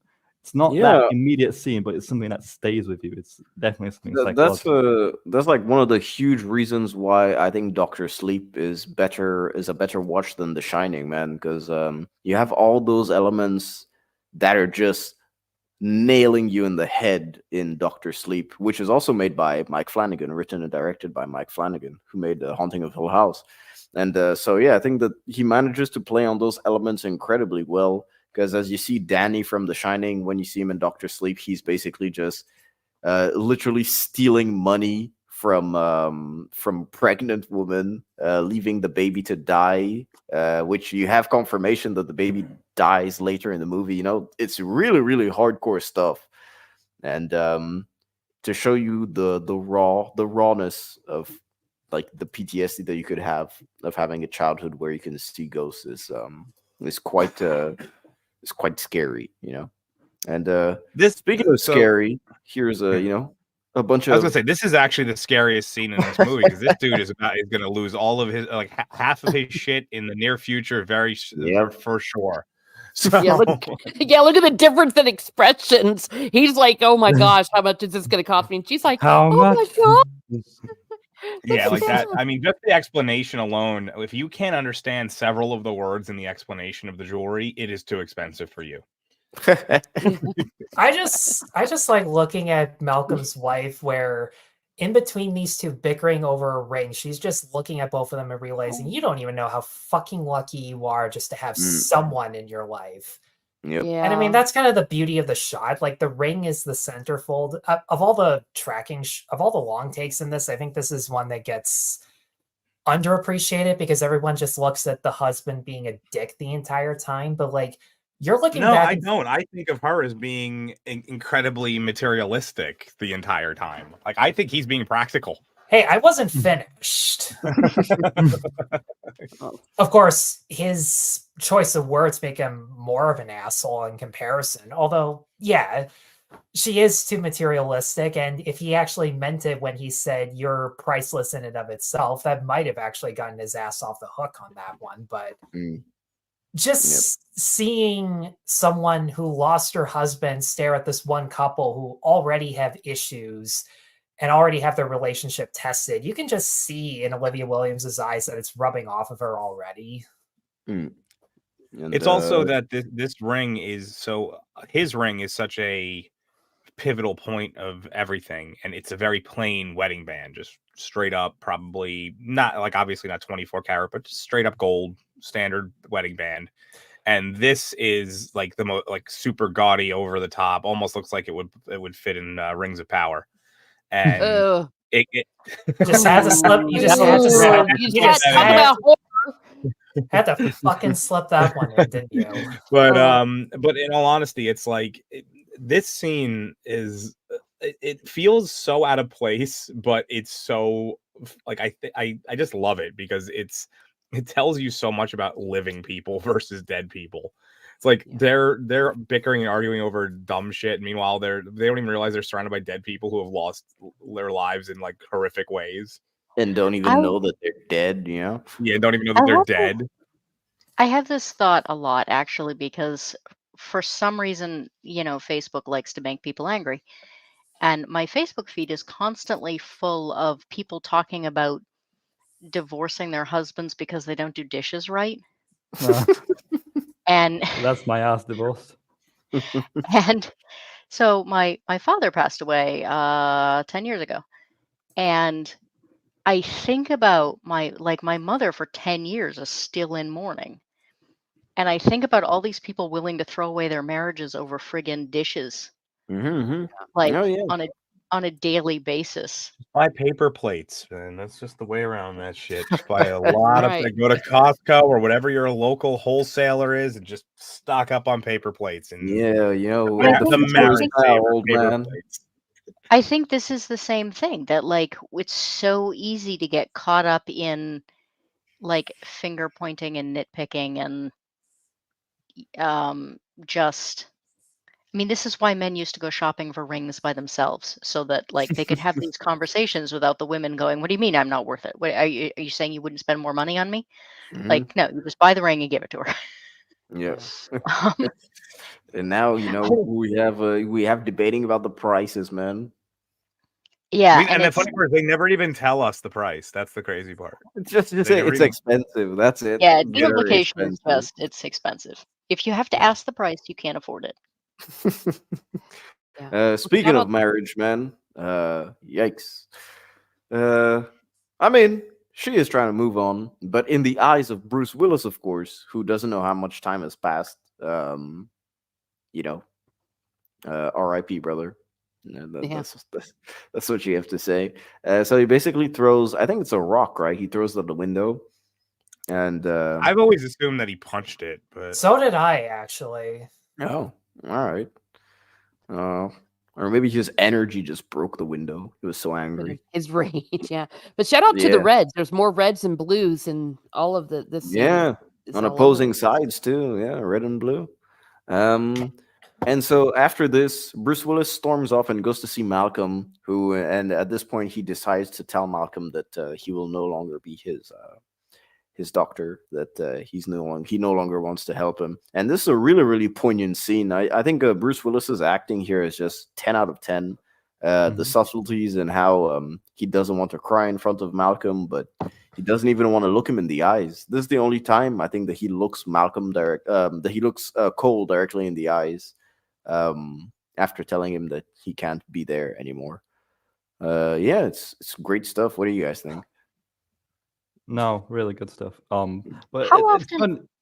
Oh, How sorry. often does? I mean, Bruce Willis is sort of known for his like stoic, not emoting acting.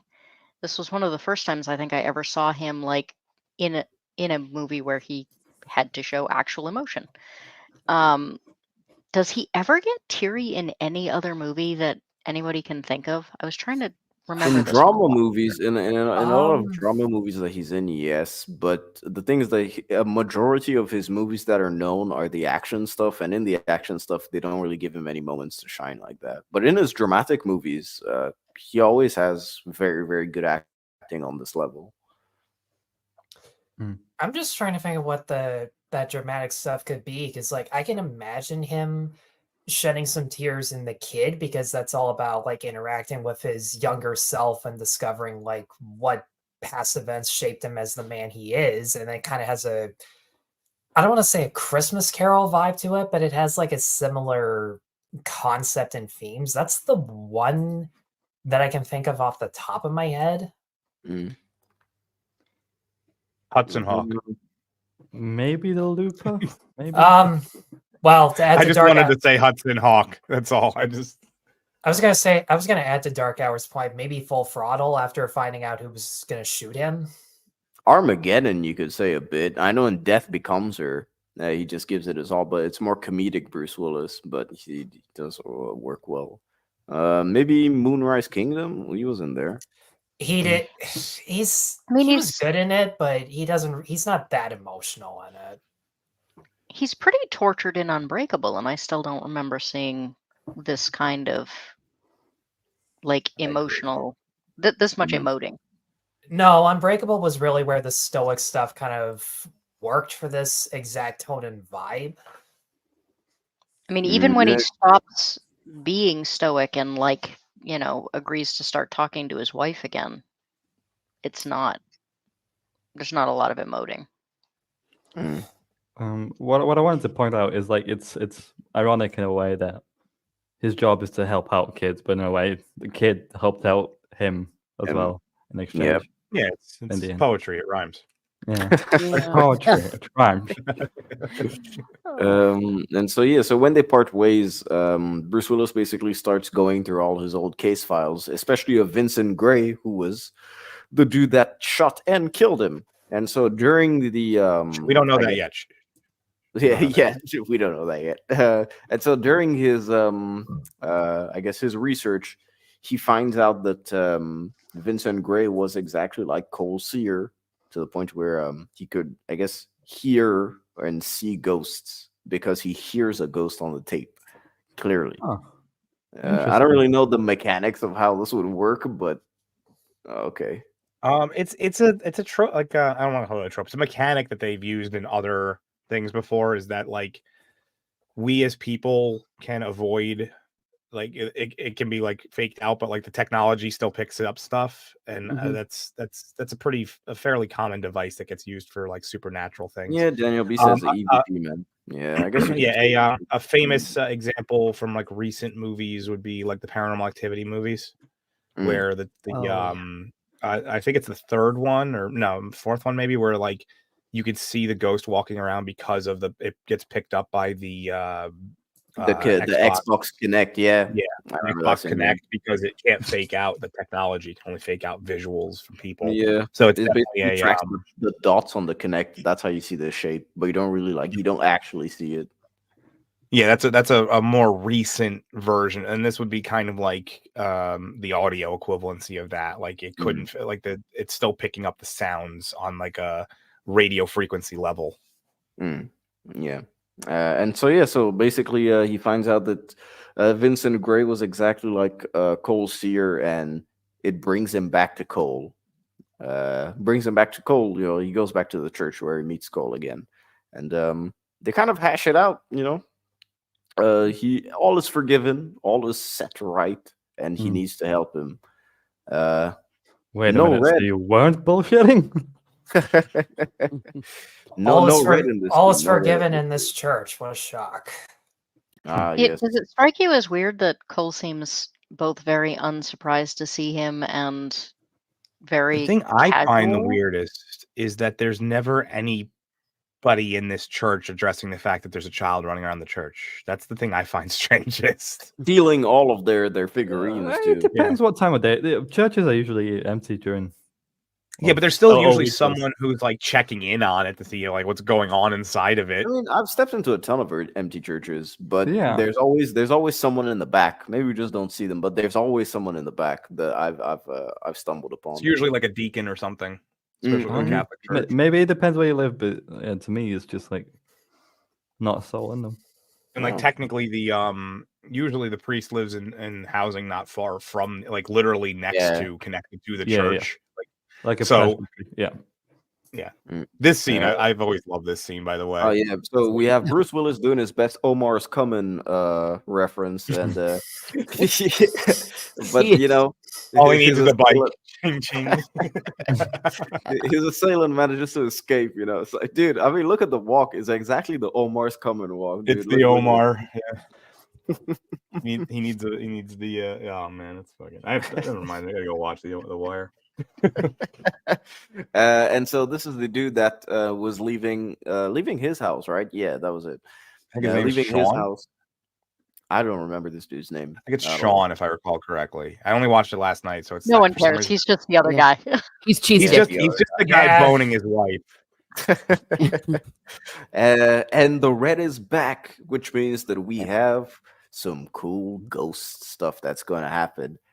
First thing that happens is he wakes up, he goes and checks on his mom. Everything's fine. Everything's cool, I guess, after hearing a noise. And it's on his way back that did Omar die recently? No, I think he died a while back. About a year or two ago. Yeah, I don't recall. I don't really follow celebrity deaths that much unless they really rock the. And so as he's going back to his tent, his makeshift tent that is already breaking apart, it gets very, very, very, very cold.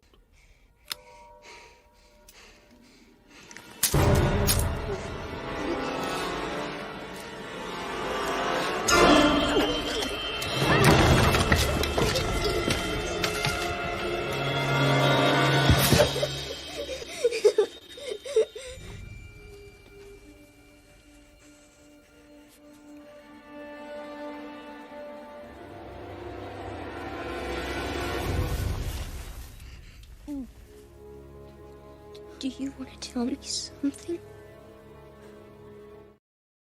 Oh, that kid is amazing. Oh, yeah, absolutely. I would have probably had a heart attack, no joke. Like if I was a kid and this happened to me.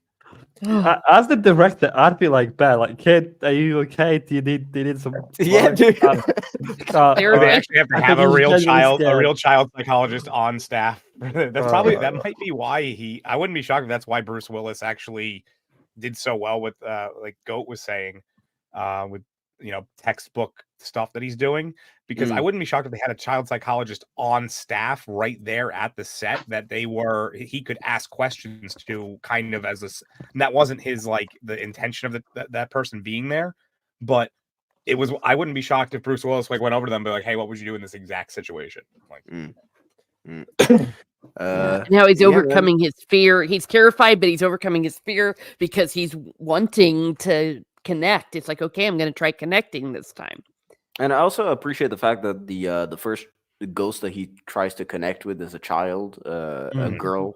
So that would help. If in comparison, if it was an adult, it's much easier to approach, even for kids. I had a ton of friends growing up and best friends and stuff, but I would still be scared of their parents just because they why were don't you just adults, rub it in, uninspired. Just just Oh drag my a little bit on goodness. your friends. I No, would we do were this to my friends. And he's like, "Oh, we I were was talking popular." earlier I'm about like, "You losers." we were talking earlier about Ghost getting frustrated when he didn't understand them. Can you imagine if she'd come all that way and he hadn't actually bothered to talk to her? Yeah, Oh, just He's ran like, away from the girl with puke in her mouth. imagine if she had shown up a little like later in his life when he was like a sarcastic teenager. He's like, "Hey, can you speak up? I don't understand vomit. Like, what are you doing?" oh, Like, Uh, and so they're on the bus. I don't know, man. Was this normal in the late 90s to not question a kid traveling no, this alone? would not have been normal. And I thought about that when I was rewatching this. Yeah. Bus It, driver would have at least asked him, like, yeah, where's your buses. I mean, parents or where's your guardian? maybe only because it's a city, and if he used the bus with any regularity, there's a possibility he might have a bus pass. Yeah, But but it seems like a distant place where they're going. That's the issue. yeah, like If it was it's in the same like city, I would agree. But this one looks like it's a whole different city. It kind of looks like it's at least an hour away. it's probably so. This is probably in the suburbs. If you go, Philadelphia is not the biggest city. It's actually relative compared to like New York and several others. It's relatively small. So this odds are that this is just outside of it, probably like Chester, PA area. Not far outside of the city. So they end up at a funeral, the little girl's funeral, who was there, of course. And I love how, as once again, complimenting the camera work, the way that it just swifts through. You start with Bruce Willis and the kid entering. You pass through everyone. You hear little pieces of conversation of what they're saying. That now the youngest is getting sicker too. The dad is heartbroken. Just hear little bits and pieces, and then it follows back to the way of the stairs, and we flash back to Malcolm and Cole. Cole, of course, who's going up the stairs with Malcolm into the girls' room and to grab the box that she hands to him under her chair, which has all the medical supplies, of course, because she was in pretty bad shape. Now, this is probably my personal favorite scene, not only because I think the score is genuinely perfect, but I just think that you bring in this one dude to have a job to be the father, and this actor absolutely nails the role for the next 45 seconds that he has. It truly is a testament to not only the casting director of this movie, who I don't really think that I don't know who it is. Dark Hour, can you look it up to the casting director? I was out of curiosity. I wondered where Philadelphia ranked. It's the 59th largest city in the United States, so it's not big. Damn. It's a medium sized city. So, and you're saying the casting director? They say it in the beginning. I remember that was a big one of the things in the very beginning, but I'll look it up anyway. The bit parts in this movie in general are amazing. Like, no matter how small the role is, even the non-speaking ghost parts are all they just kill it. Yep. It's interesting. I never bothered to look up casting directors. It's interesting that you guys are doing it. I guess I think the casting director is it's what makes a movie like me role of the staff. It's you get you guys are cutting out there a little bit. Me? Sorry. Yeah. I see dead people. No shit. It's an open casket funeral. I was saying, I don't know if it's better now, but I was saying that the casting director is, in my opinion, one of the top 5 most important people in any production, at least on the staff side, not excluding cast. But like, obviously director and those, but I think casting director is right there in that top 5, because if you get the wrong people, in the roles, it will tank your movie. How many movies can you? I'm sure everybody could think of one right off the top of their head that one character was miscast so badly it tanked the entire movie. And the weird thing, Yeah, shout out to Sofia Coppola, man. Yeah, great director. Well, I know that was a bit of a different circumstance, but still miscast. Yeah, They're it's very interesting that under. you say that. They're Does the director have? underappreciated. Oh, sorry. Does the director have input into? Of course, casting director. decisions? Okay. The director is like this, like the CEO of the actual production more often than not, and especially if they have they are the producer. Mhm. They can. I mean, they hire the casting director usually. Like it's the director kind of is like, I want this person. This person is like it's usually like the producers will hire the director, and then the director kind of gets to, help staff. Okay. I mean, sometimes some production companies don't work that way, but the director is really like where the buck stops. Yeah. Let me see. I'm having trouble. Let's see. Crew. Where's the crew? Now- There's actually a fairly large cast in this movie, so it's taking me a little while to find the. A.V. Kaufman. So let's see what else she did. Brokeback Mountain. Okay, that's the first one that pops up. Okay. Zathura, Suspiria, Syriana. She was also. Well, let's go to the end of her career. I usually have to go backwards. wait, when you say Suspiria, like the 70s one or the remake? The remake in 2018. That figures. She hasn't really done anything of note recently. Bob Marley, One Love. So that I didn't see that, but nobody. Not that I know anybody saw. Yeah, she was apparently One Love, the Bob Marley story. Oh no, I haven't seen that one. So one thing I wanted to ask you guys is, what is she using? What poison is this? Or it's like it's cleaner. It's a ripoff of Pine Sol. Yeah. Oh, so like it's just poisonous to you because it's a household item, basically. Yeah, I can't really read exactly what it is, but it's definitely supposed to be like a knockoff of Pine Sol or like Fabuloso or something. Yeah. So basically, during the scene, go ahead, Tyler. Go ahead. I didn't even bother looking because, like, my heart was racing the first introduction we got at this exact slide. I mean, it's probably the scariest scene just for the implications that come from it. I mean, they use the red symbolism on like the mom or stepmom, whoever she was. And so like you instantly recognize who's the culprit within all of this. The scariest thing, like you said, is just watching the father watching this tape. We don't see anyone like eat or drink any of this stuff, which kind of like Donnie Wahlberg's death in the opening. Like it's much more scary when they just pan away and just imply everything that happened in between. Yeah. And this shot is fantastic. Yeah, absolutely. And I love these like long shots on a face of reaction. It's one of my favorite things in cinema. Yeah, like just slowly zooming in just adds so much intensity depending on what genre or what kind of scene you're doing. But it was this entire subplot where I realized the blue color symbolism more than the red in any given situation. I mean, never mind that half the actors in this movie have blue eyes, including and especially this father. Yep. Like the fact that Haley Joel, that guy's got some nice eyes, man. I will admit it. That's got some nice eyes on this guy. Yeah, Haley Joel has blue eyes. Toni Collette has blue eyes, and like this entire room and this entire house is filled with like blue wallpaper, and you always just gotta jump to that conclusion, don't you? But yeah, so there's actually a term for this. What's going on? It's Munchausen by proxy.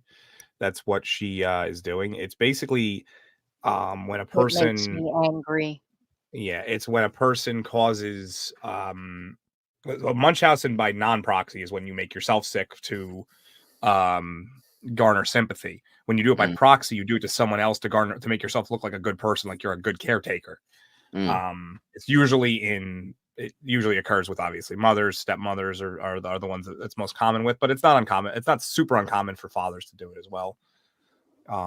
But yeah, it's one thing I really do love about the scene is the fact that it's sort of just this one and done scene, but it shows you how big the world that Cole lives in is. Because Yep. since we've been seeing everything from Cole's perspective, this is one of the rare times where you actually see an event concerning the ghosts on the perspective of an adult, apart from, of course, Bruce Willis's wife. Apparently, they And so the renamed fact it that you recently. see all of this. Oh, I'm gonna Mun- look Mun- the real the rename Munchausen is. That's proxy. Munchausen by proxy. That's the Yeah. original. I'll go look it up because that's the only one I know it under. Let me go take a look. And so yeah, so I think that having the adult element really shine in this scene, and it just adds as it's one story in a sea of 1,000 stories. It's one ghost in a sea of 1,000 ghosts. That's what I love about it, and it Yep. just goes to show you like a taste of maybe what Cole ends up doing later on in his life. It's interesting that the ghost like passed away recently as well and went Mhm. straight to Cole. And This is the I've been worst name I've been change to a I've ever funeral heard. and it just feels so genuine, so real. Just the crowds of people, that feeling of numbness. Well, Yeah, she had a really well sister to done. protect because the sister is now getting sick. So Yeah. How Right. motivating. So this is one of the worst renames I've ever seen. So it's Munchausen syndrome or Munchausen by proxy. They've changed it to facetious disorder imposed by on another. That's like What? man, that's a horror. So it's Facetious disorder imposed on another. That's What? That's the name of it? Yeah. So it's George Carlin's soft language. Yes, actually, that's exactly what I was saying. It's the shell shocked versus the post traumatic stress disorder argument. It's like as you soften it up what it is.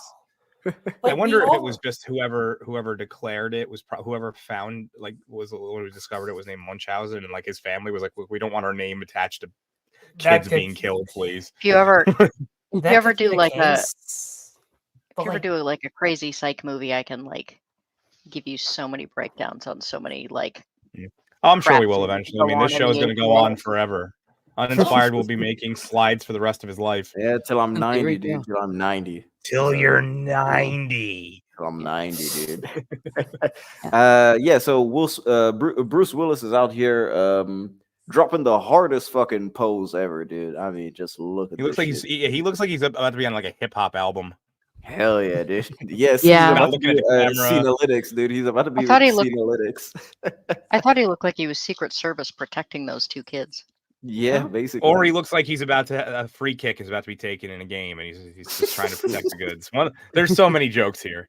Yeah, I felt like this was Oh. another obvious hint that he is not there, because if there was a dude staring at two kids like that, one of the other adults would have something to say about it. Well, especially a random dude at a funeral too, where Exactly. they all seem to know each other. That's kind Apparently, of apparently it was named after a fictitious character. I did not know that. That's cool. That- I've heard about it in the past. I didn't know it was named after a fictitious character. I've heard of that character. I never would have put that together. And so now basically we switch back to Cole, who is in school getting ready for his King Arthur performance. And whilst he's doing that, he is talking to a burnt woman. And it's just to show you that he's kind of not afraid of them, even though they are scarred, which I find really, really a good way to show his progression. Yeah. Mhm. For someone who died in a fire, her scarring it's bad, but it's like not as bad as you expect for someone who actually died in the fire. She has two-face scarring, like it's Yeah. it's I was like- gonna like say this that definitely- There's I- a possibility she could have died from the fumes breathing them in. Yeah, I was going to say that's smoke inhalation definitely, kills most people. Yeah, it's usually you rarely burn to death. But then the question is, Yeah. do they Well, I was gonna appear say, as the ghost as they're dead or just their corpse? That's at what I point? think it's so even the little girl kind of changes as she goes along. She kind of jumps between like her dribbling vomit and then looking not as sick. So it might be just kind of how it might actually be on Cole himself how he sees them. Hey, Atom. Hope you're doing good, man. Pleasure to see you in the chat, dude. Go check out B-Sides, Adam Gray's channel with Barbara Lawrence. They probably had a live stream yesterday. So yeah, I'll link it in the chat. Go check. I'm gonna do this one. I'm gonna do this one for Sisten. I'm just gonna get Harvey Dent. Can we trust him? There we go. I love that. That what is it? The college humor, Batman. I want to do a whole 2 hours on just that dude one day. I want to get him on. And College humor, Batman, dude. We'll just get him on, dude. And there's the little my favorite brat. one by far is when he interrogates the wrong clown. That's my favorite one by far. He's beating the shit out of a party clown. There's no idea what the hell's going on. Oh man, sorry. That was just I can't. No, that's. Oh, and you know what's even Well, funnier that's when the you first watch real the tangent downfall. we've had, so that's not terrible. When the Is you know what's it, even though? funnier when you see the downfall of such a enthralling performance actor as this. I combine the words actor and this.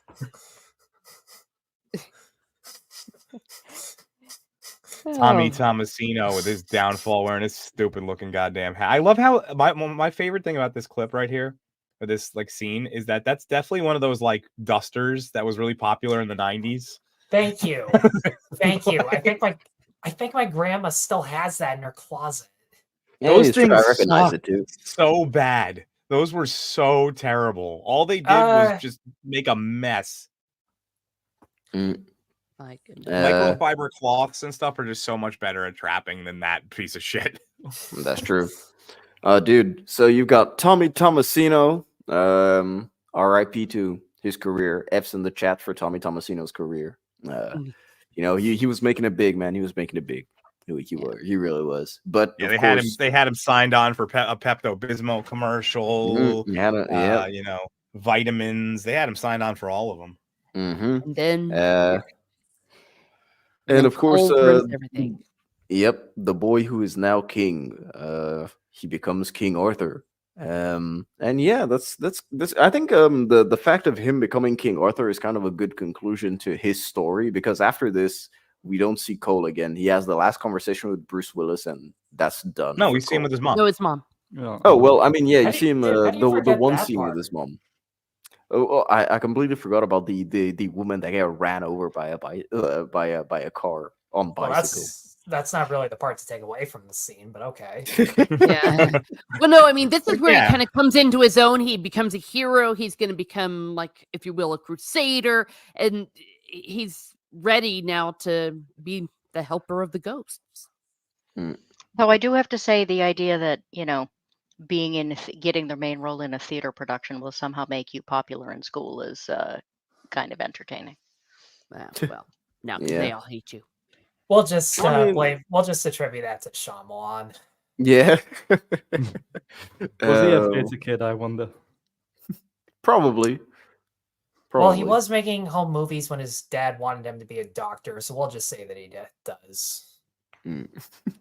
And so yeah, so he has the last conversation that he has with Bruce Willis, where he says that, you know, his job here is basically done, and that he should pretend as if he's gonna see him tomorrow. Which, man, just brings a tear to your eye, you know. I can only imagine the conversations at the Shyamalan house every year. It's like he's a hyper successful director in terms of finances, at least, and like made a shit ton of money. And his father is still like, "But I wanted you to be a doctor, and you're not a doctor." Every time. That's exactly how it would That's be. very common with like Indian families. I've had growing up. I knew a lot of Indian families, and all of them want their kids to be doctors, and if they choose anything else, it's like a huge disappointment. Even if the other thing is a super successful thing, they want them all to be doctors. I was gonna say, I skimmed through like Praying with Anger on Wikipedia, and there's a sentence that says his cold, distant father, now deceased, really did love him, and I'm just sitting there going, wonder why that's in the script. Shyamalan, dude. We're almost done with the movie. Actually, we've got about, I think, 10 minutes until the end. Yeah. Got about 10 more slides, and so yeah, with 10 minutes near the ending, I guess we could kind of call these next scenes sort of the epilogue, the conclusion, where now we know that Cole has become his own, as Miss Martin said, and so yeah, and we finally get the accident and the reveal where Cole finally decides to tell his mother that, you know, he sees dead people, and that's his thing. And what I do love is the fact that they sell it to her with the grandma. That's the best aspect of what makes this scene work for me, because I know that she could have, of course, just agreed with him, knowing everything that happens around the house, but really solidifying it with the grandma story and something so personal to her, it's just what just adds that extra layer, which, man, it makes me think that Shyamalan was on his proper A game writing this. Absolutely. I mean, they tease the sort of significance of the bumblebee pendant, but I don't think they flat out said that it belonged to the grandma. Oh, you have no soul, Gord. Gord, yeah. Sell grandma. That's just Sell. shut It should be us. sell the dead grandma. Sell her. Sell the dead Yeah. grandma. But like that reveal of its significance and the fact that I guess the grandma gives him the pendant out of like some need of safety or compassion. That's the only assumption I can figure as to why she would like take it all the way from one room to the next. That was probably the biggest one, but this scene just does not work without Haley Joel or Toni Collette's performances. Because I mean, Oh yeah. No, for sure. this might actually be one of my favorite Collette performances. I feel so pissed that she did not win the Oscar for this, because in this scene alone, I think like she would have won it hands down just based on this. Because like she really. Sorry, go ahead. Wait, what? I wasn't sure what the thumbs up were there, but. And That was since him he's saying he muted, was going to go rewatch all of Badman now. oh shit! Okay, my bad. I didn't realize that, but I do legitimately like that she doesn't instantly deny it, because she knows something's up with like the auras within each picture, but because she has no explanation, there's just Well, there have been too many physical elements for her to deny, to outright deny it. There's yeah, been too much exactly. physical stuff. Yeah. I don't know. I still feel like when he says, "Do you think I'm a freak?" and she says, "Look at my face. No, I don't think you're a freak." There's a split second afterwards where her face is just painted with, "But I am trying to figure out how we're going to afford your medication." There's definitely that to it. There's the thing that parents do when they say like everything's going to be okay that they don't mean, but you want to buy into it anyways, because you know the parent is at least trying to understand what's going on. And I'm just glad that Cole knew exactly what to say here when he starts spilling the beans on like everything grandma wanted to tell her that she just didn't, couldn't, whatever justification you want out of the scenario. And of course, giving that answer like every single day and then immediately asking what it was that you asked her, which gotta say, I like that reveal. I do kind of like that he didn't say, you said this at the grave and she said this. I kind of like that the grandma was apparently too grief-stricken to even say that part. She just said every day. Yep. On the other hand, I thought to myself, out of context, that would just be the greatest cold read ever. It probably would. I wouldn't even call it cold. That would be more of a hot read, just because cold read, you're just guessing off of like attributes that they're giving off. Hot read, like you read up on them right before.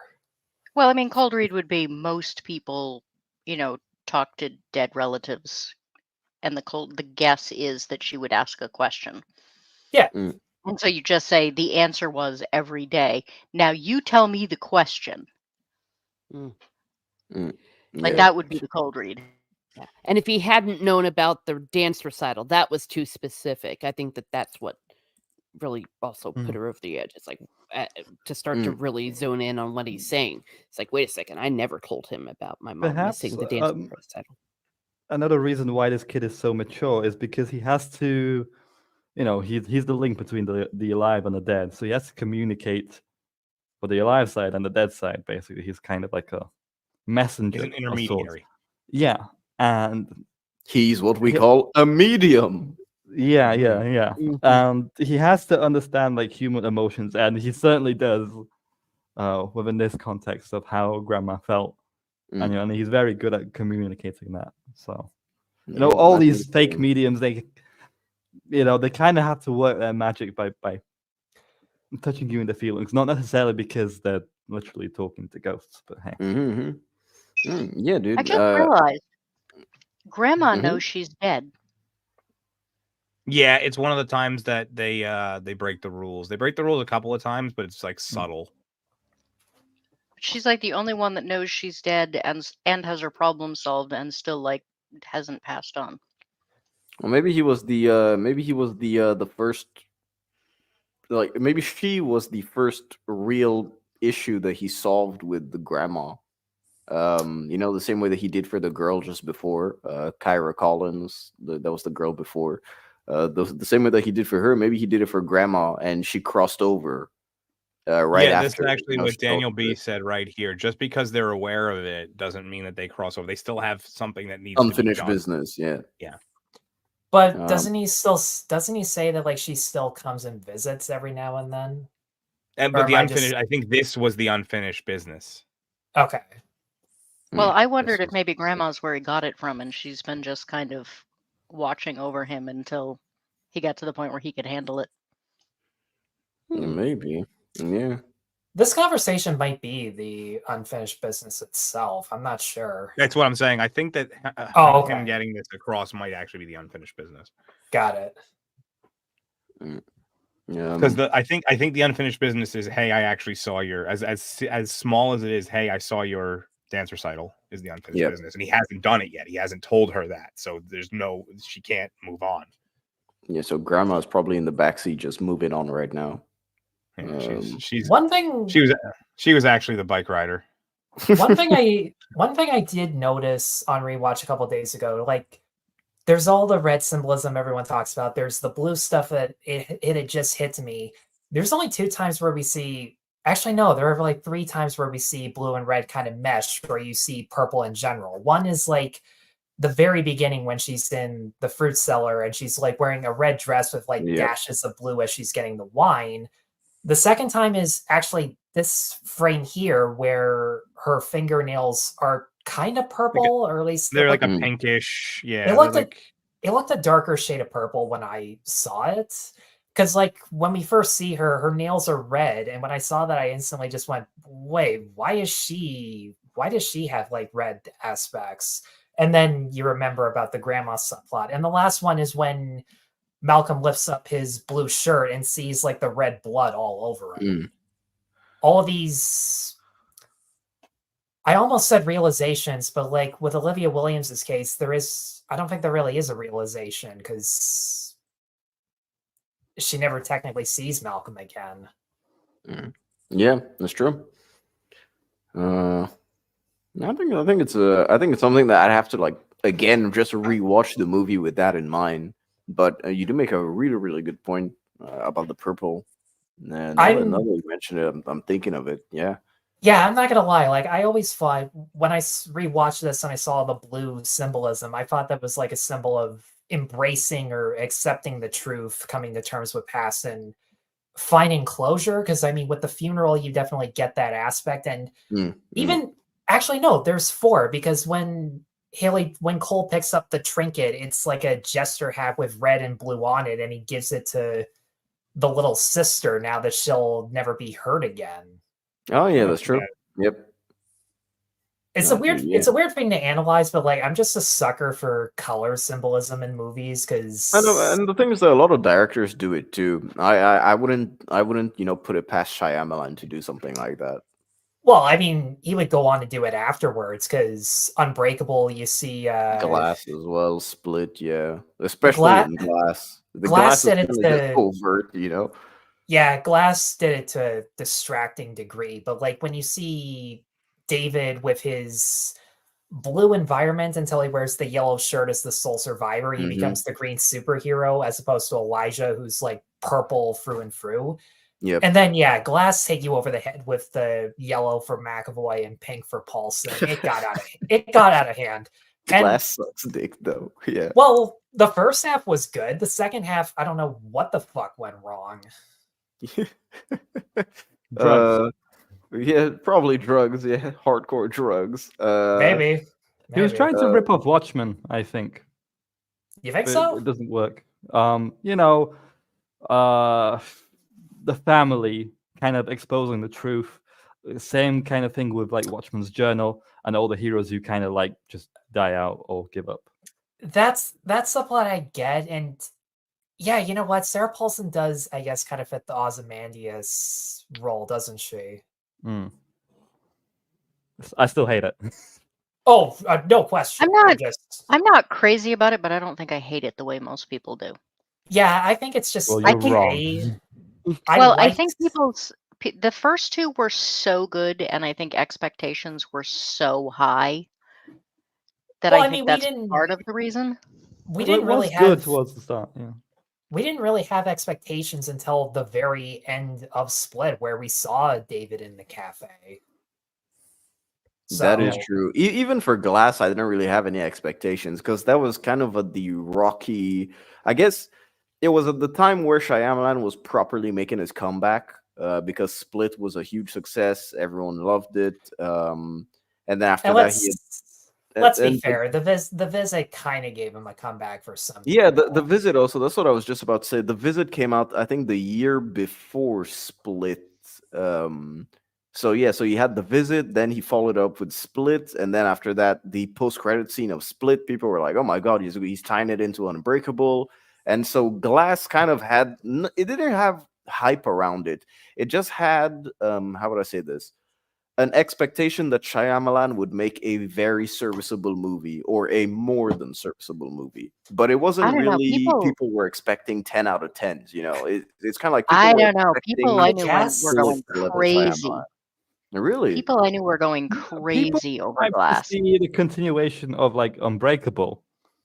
Yeah, that's kind of that was more of it. The people weren't really hyped in terms of it going to be a good movie. People were more hyped by seeing Bruce Willis's character from Unbreakable come back. Yeah, and then you see him drown in a puddle. Yeah, and you see him drown in a puddle. See, I'm gonna I don't know, keep people bringing didn't- that up until my death. People didn't have the expectations for Split because no one knew about it. Mhm. No one knew it was a sequel. They just Yeah. it was just another movie. For Glass, everyone knew it was going to be the third in the movie, and I don't know how you guys get away with it, but everyone everywhere I went, not just the people I knew, everywhere I went, people were going crazy about this is going to be the best M. Night movie ever. And And there was there was no possible way it was going to live up to that. True, Shout I out to mean- Sen. Sen is gonna go to bed now. Enjoy the rest of the stream. Thank you, Sen. Thanks for watching the stream, man. Hope you have a good night and Have a good night. Have a great day tomorrow too.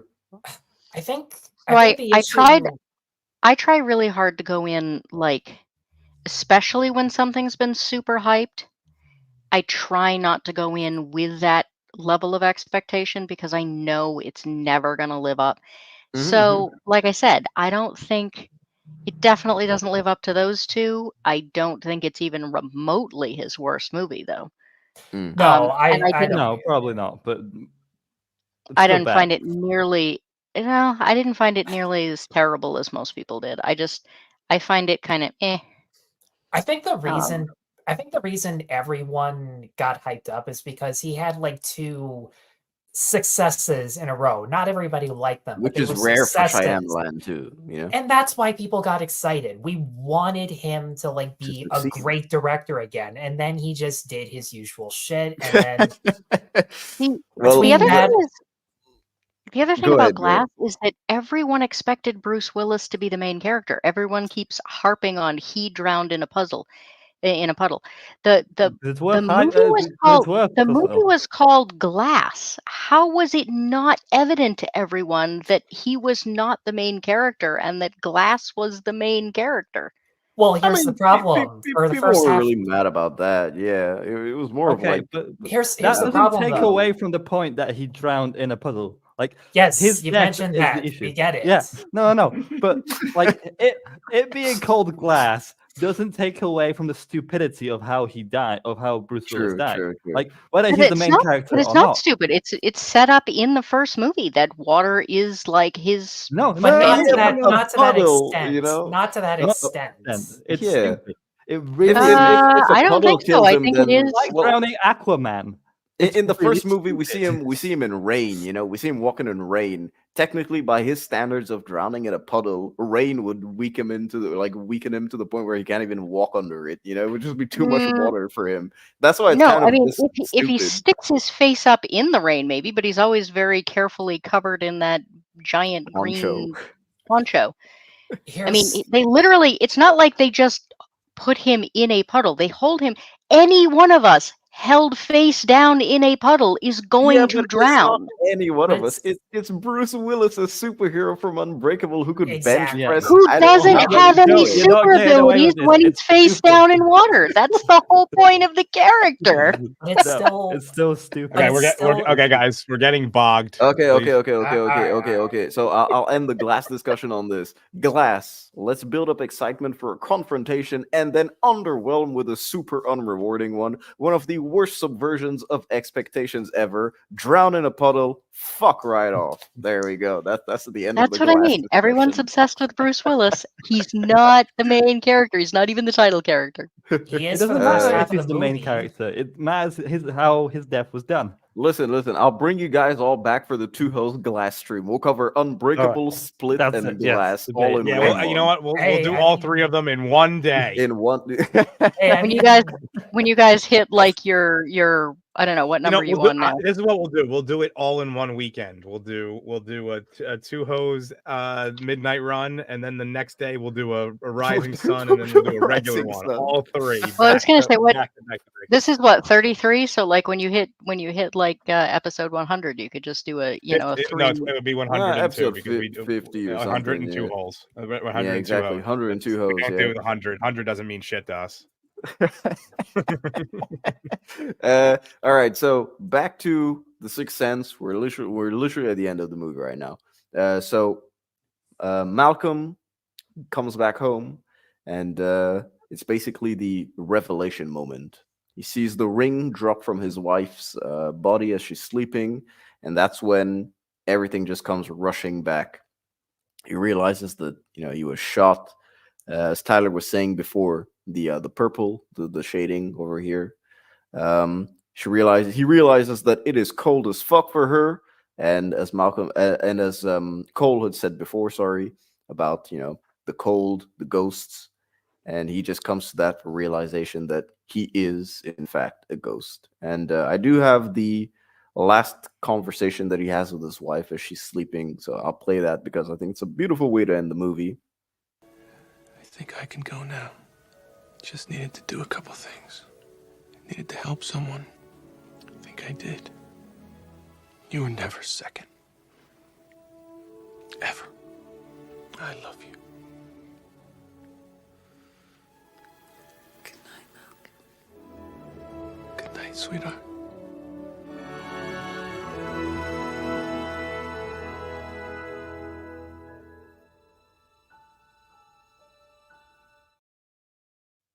Man, I love how they bring it back to the wedding images, man. It just really wraps the story around for it. Yeah, it's a nice poignant ending. Like just seeing the clip again, man, it just makes me feel, I don't know how to explain it. It's nice, it's a nice fuzzy feeling after a proper psychological, I guess, psychological drama. Emphasis on the drama. Yeah. And of course, it is an M. Night Shyamalan film. That's how it ends. As I was saying before. Wow, really, I never really would have weird. guessed this is an M. Yeah. Night. What gave that away? How much did he pay to make them keep doing that? So, what do you guys think of the? Of course, the final revelation scene. So basically, the big twist that everyone knows from the movie now. I've always the very end. One thing I wanted to bring up is I feel like Cole knew that if a ghost was to speak to someone that was asleep, they'll hear them.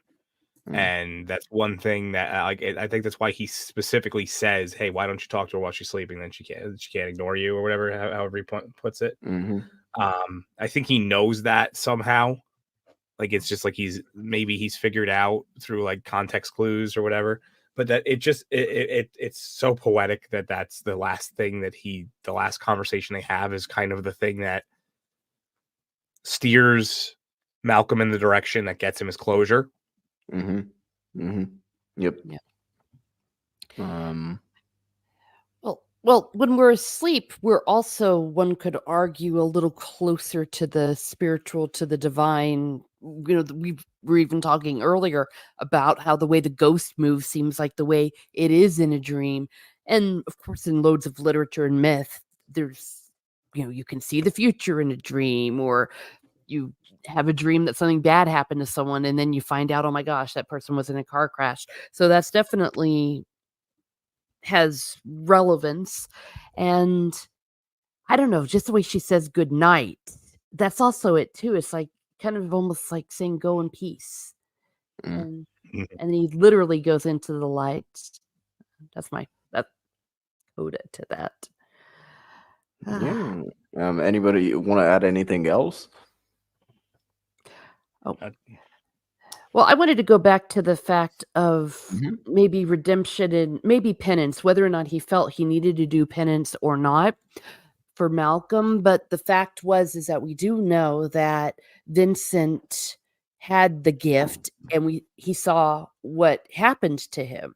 And so that he was able to be at peace, knowing that he stopped that cycle for Cole, that Cole was not going to end up the way Vincent did. I just wanted to reiterate that. And of course, he was able to, as we saw in the last scene, go back and have this idea that, in his marriage, that he maybe had not been there all the time, or whether he felt it, she felt it, he needed that closure and she needed that closure before they could both go on. I mean, I always believe that after a little bit, she is going to get together with the cheese stick guy.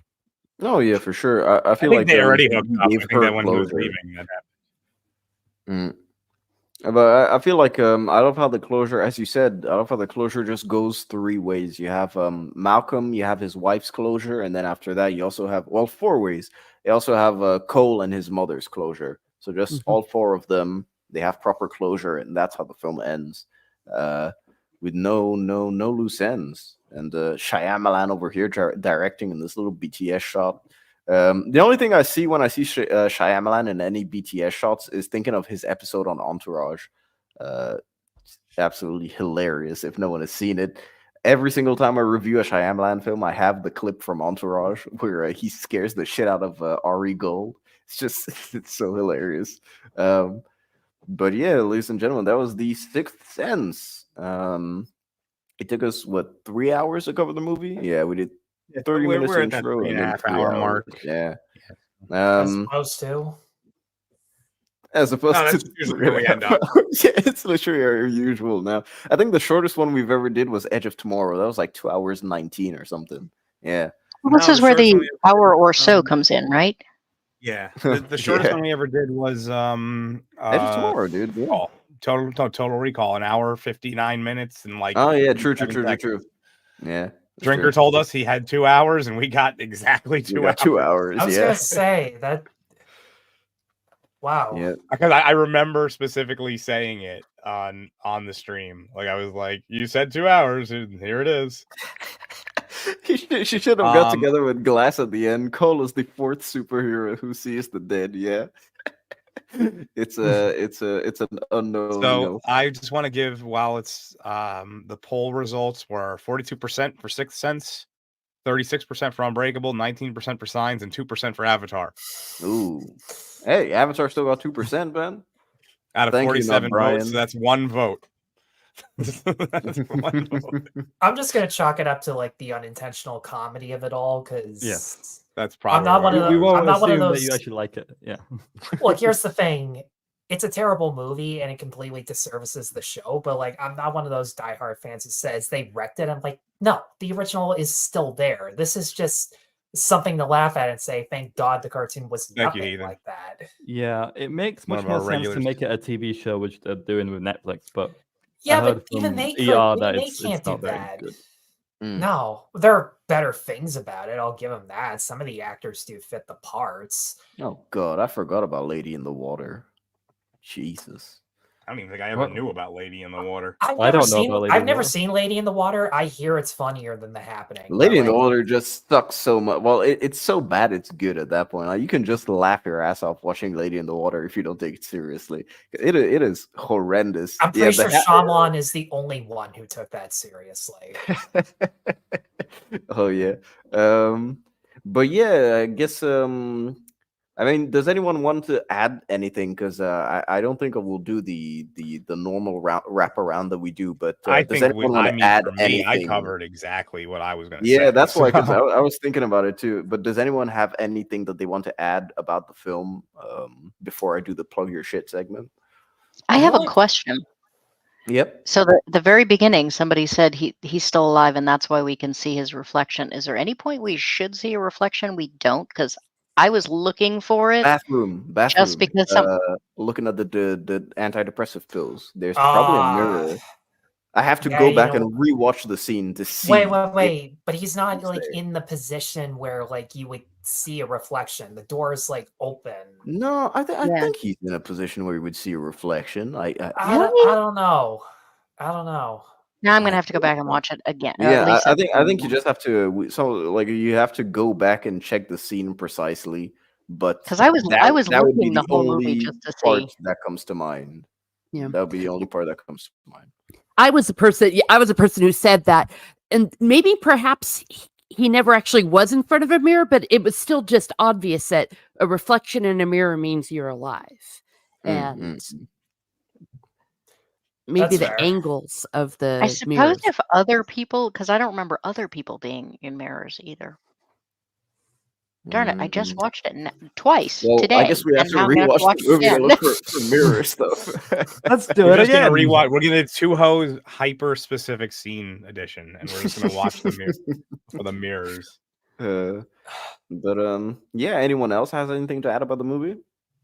The only thing I can add is that people don't give Olivia Williams enough credit as Willis's wife in yeah. this, because she technically is one of the reasons that we go back and see it, because so many of the scenes are reanalyzing like what we missed, what she was actually doing, saying, thinking about within the context of that scene. Because like that one dinner conversation at the anniversary, we see her all pissed off and angry, but it wasn't until a couple days ago that I heard like a bunch of ladies laughing in the background, having a great time, being in the presence of company while she's all alone reliving these tragic memories. Which is unfortunately the one scene where I feel like she actually carries any of the scenes from her context, because usually whenever we see something from her point of view, it's Shyamalan's camera work or editing that we're mainly glued to, and that's not a bad thing. Like, he did a good job, but out of all the actors in this, she doesn't get enough credit, because she's kind of the unsung hero of this. Oh, definitely. To be honest, I can't remember another example of a movie that has a different context once you watch it the second time because of its some sort of twist. And yeah, you're definitely right. I guess Old Boy. that would be the only one that comes to mind. Yeah, that's one way of looking uh, at it. Yeah. Let me just Old read Boy, this definitely. super chat real quick because I want to get it before RTNZ has to go. I'm not sure if he has to go, but I'd like to get it before that. RTNZ for 5 New Zealand bucks. Nice work. You gave the film an honest review, but gave it the respect it was due as it created a cultural movement. Dead people see Chuck Norris. They indeed do. Thank you, RTNZ. Norris. Thank you, RTNZ, man. I hope you're having a great Sunday morning, man. Yeah, you would have had to put unalive people. Unfortunately, they don't like the word "dead" in the actual like text for some reason. That's dumb. Okay. But yeah, but just for supers, you can put it in like the regular text, as you can see. It's supers have like a hyper specific like set of rules to them. It's strange. I've had ones that I've tried to do for like 10 minutes, and I had to change multiple words to figure out which one it was. I see death, people. Shyamalan following After Earth. Holy shit, I forgot about After Earth, dude. So yeah, Completely I forgot. guess hasn't? the one thing I would say that I would just add is that I just wish that his career would have continued at least to be on par with this. Now I don't think he was going to really, I would say like Unbreakable and even Signs to an extent were still in the same like relative stratosphere, Ballpark, yeah. and then it took this huge dip off after that. And I Mm. just wish he would have been able to maintain it more and seen where it went. I think the pressure mostly got to him of trying to always one up himself and come up with weird new ways to do things. And he just and unfortunately sometimes you just got to stick with the basics and what worked, and it didn't. Yeah. And Sometimes it's not about how creatively how much of a creative idea you have. It's all about the execution. Like you can do a story about a princess in a tower being rescued by a knight and a dragon. If the execution is good, you've still told a good story. It doesn't have to be a very creative idea. It doesn't have to break the mold or anything. You don't need to do something that's so new and innovative that you're doing things that were never. As long as you do I always tell this to people with jiu-jitsu specifically, because a lot of people ask me why my style is very fundamentals and basic. I was like, the reason why I use fundamentals is because fundamentals work. They became fundamentals because they work. It's, things don't become fundamental because they're weird and abstract and do not actually have any effect. Yep.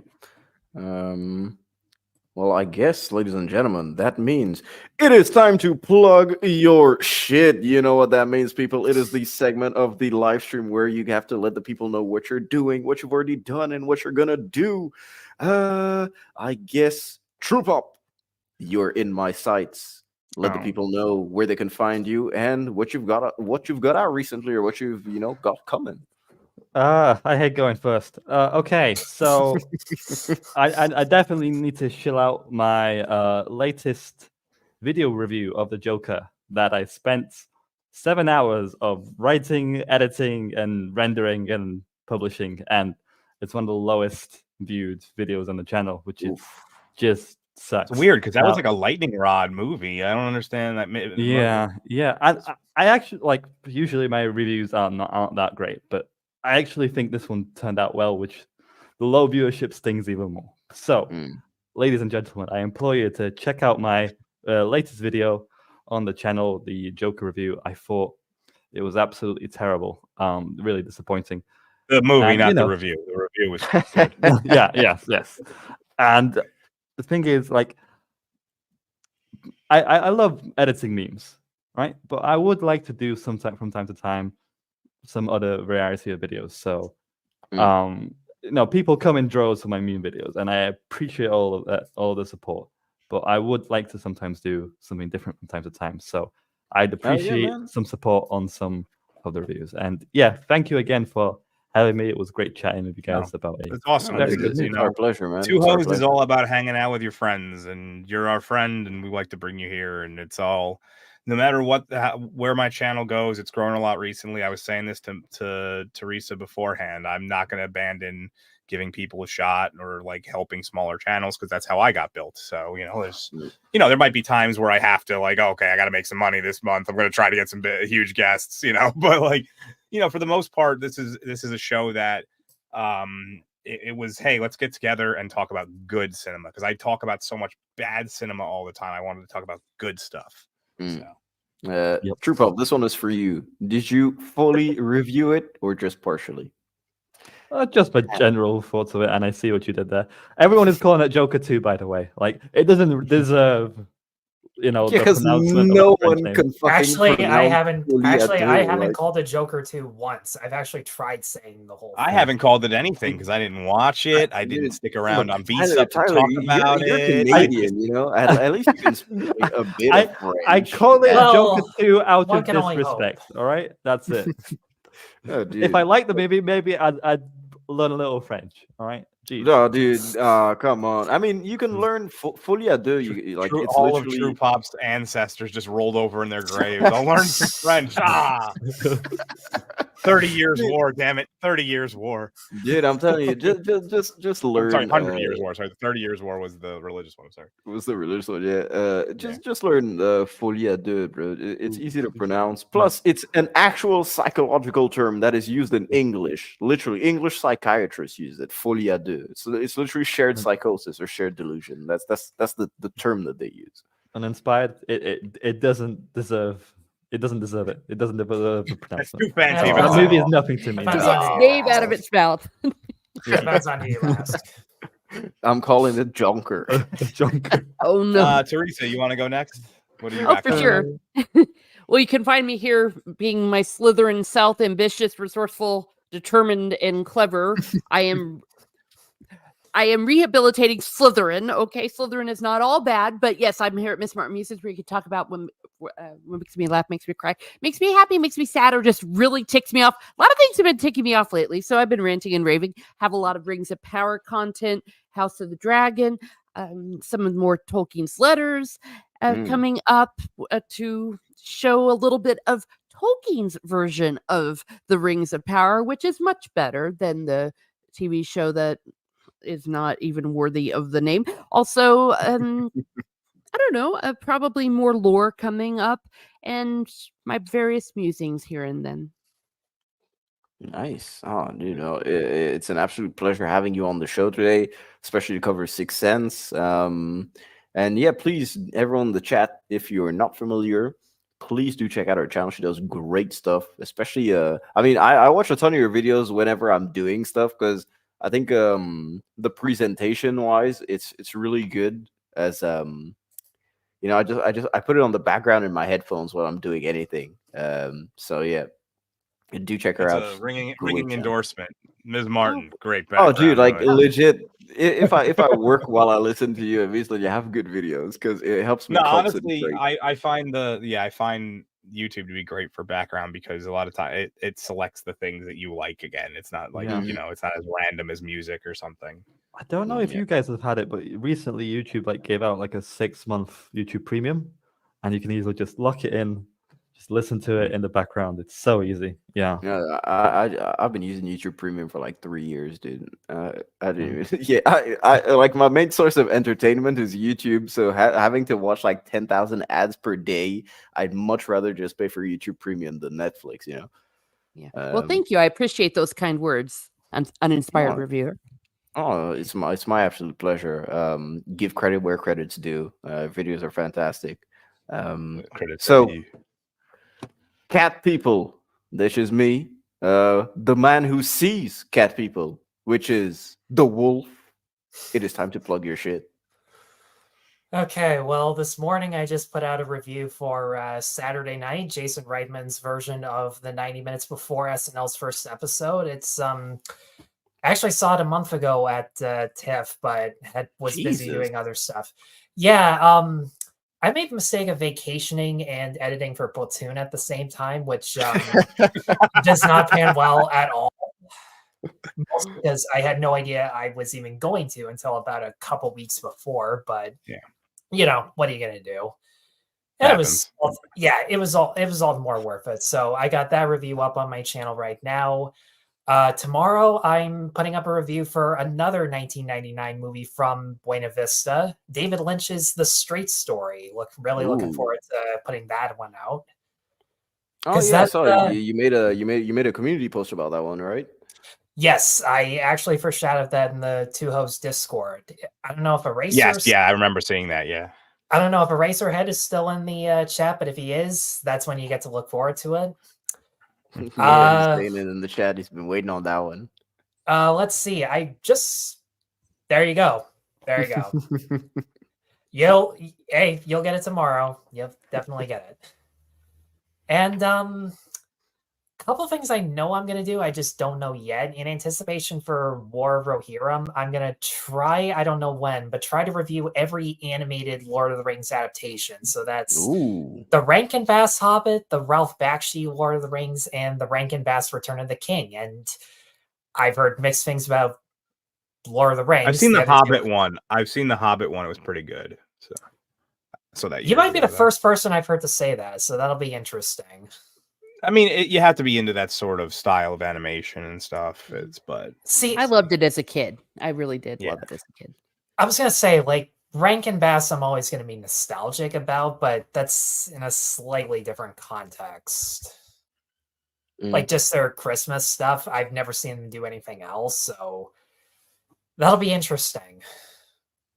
Yeah, dude, looking forward to it, man. The Eclectic Goat.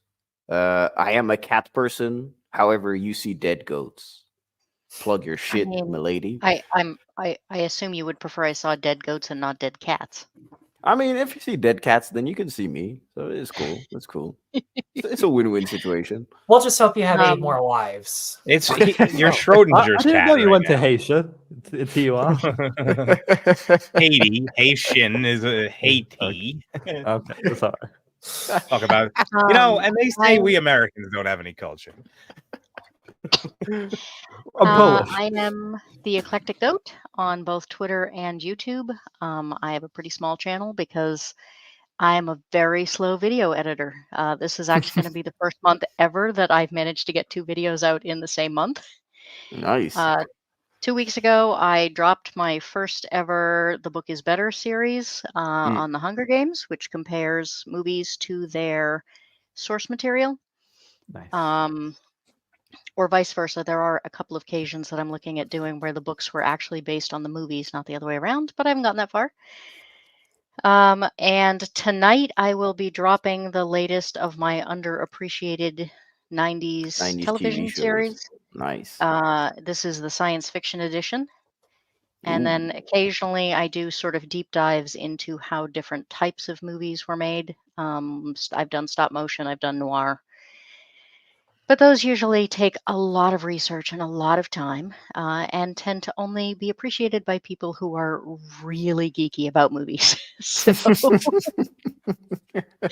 welcome to our lives. You know, we do it for the love of movies.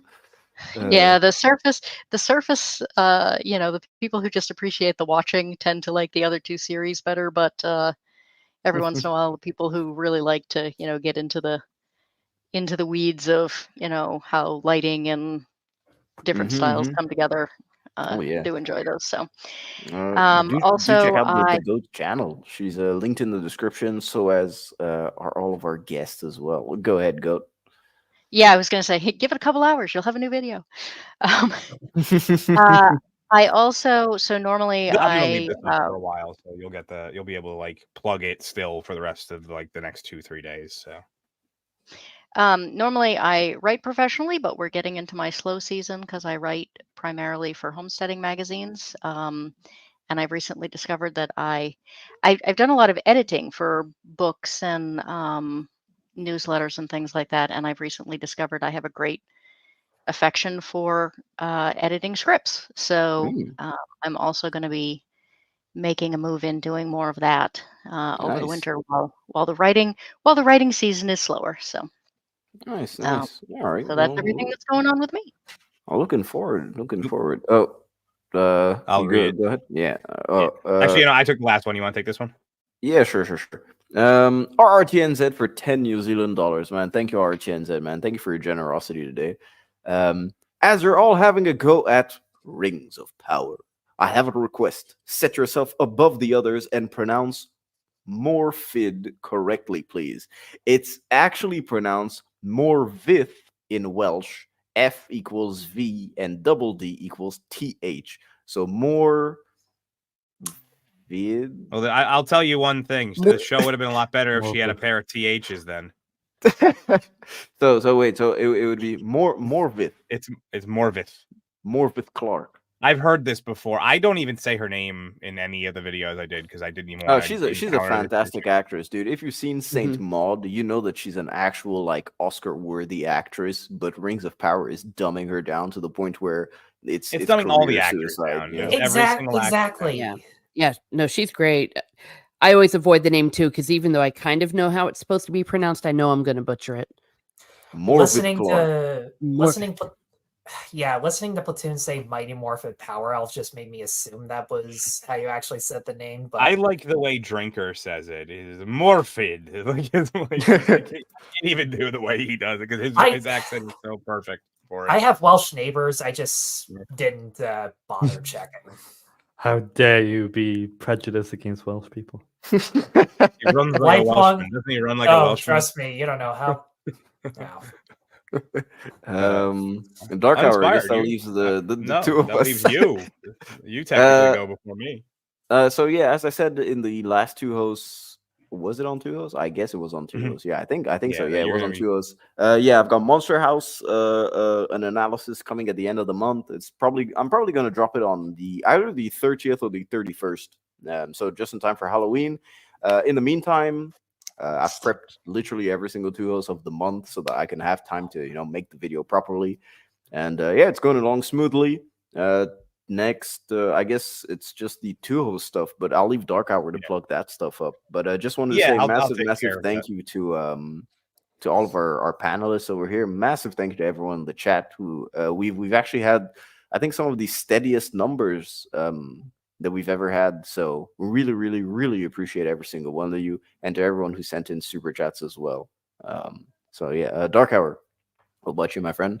Yeah, so I'll plug the stuff for Two Hose because my videos are going to be slowing down now, Rings of Power being over and all that. So I'll stick to Two Hose for this one.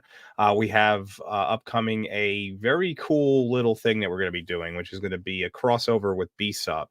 We're going to be doing Two Hose B-Sup. We're going to be streaming to both my channel and Little Platoon's channel at the same time. It's going to basically be an invasion of Two Hose for the B-Sup breakdown. And we're going to do that our style over there. And then after that, we have probably the stream I've been the most excited for all year, which is Terminator. On the Terminator. The Terminator, and it's going to be on the 40th anniversary. And that'll be on the 26th. And I'm super excited for that one. I've put together an awesome panel for that one. I mean, it's always an awesome panel, but like I really tailored that one to people who I think are really good with that particular movie. And so it's going to be pretty cool for a little while. And then, we just got a few more for the rest of the year. And then we're going to eventually, we will be looking into switching the time slot to Sundays a little bit earlier in 2025. I would have started it sooner, but I basically would, what was it? But it was because Uninspired had he can't do it on Sundays for a little while. Yeah, so I can do it on Sundays I work on Sunday. I usually don't work on Sundays except in December. I work on Sundays. Except December. So. But other than that, that's all we got. So I don't need to. I'm not going to plug anything else right now. I got nothing coming out right this immediate. All right. So well, as I said once again, as I said before, massive, massive, massive thank you to everyone. Genuinely means a ton to me. Just the fact that you guys are not only coming on the stream and relaxing with us, chilling with us, talking about The Sixth Sense, giving us your time, but to the viewers as well, giving us your time, which to me, time is precious, one of the most precious things ever. So the fact that you guys spend it with us just puts a massive smile on my face. I guess there's nothing more for me to say. Dark Hour, new outro. So, well, not new outro, but we're cracking out the one we haven't used in a while. So. If we fuck up the timing on this one, chat. Okay. I usually get it pretty well. Don't worry. All right, it'll be fine. But big thank you to everyone. Peace, everyone. See ya. Okay, bye.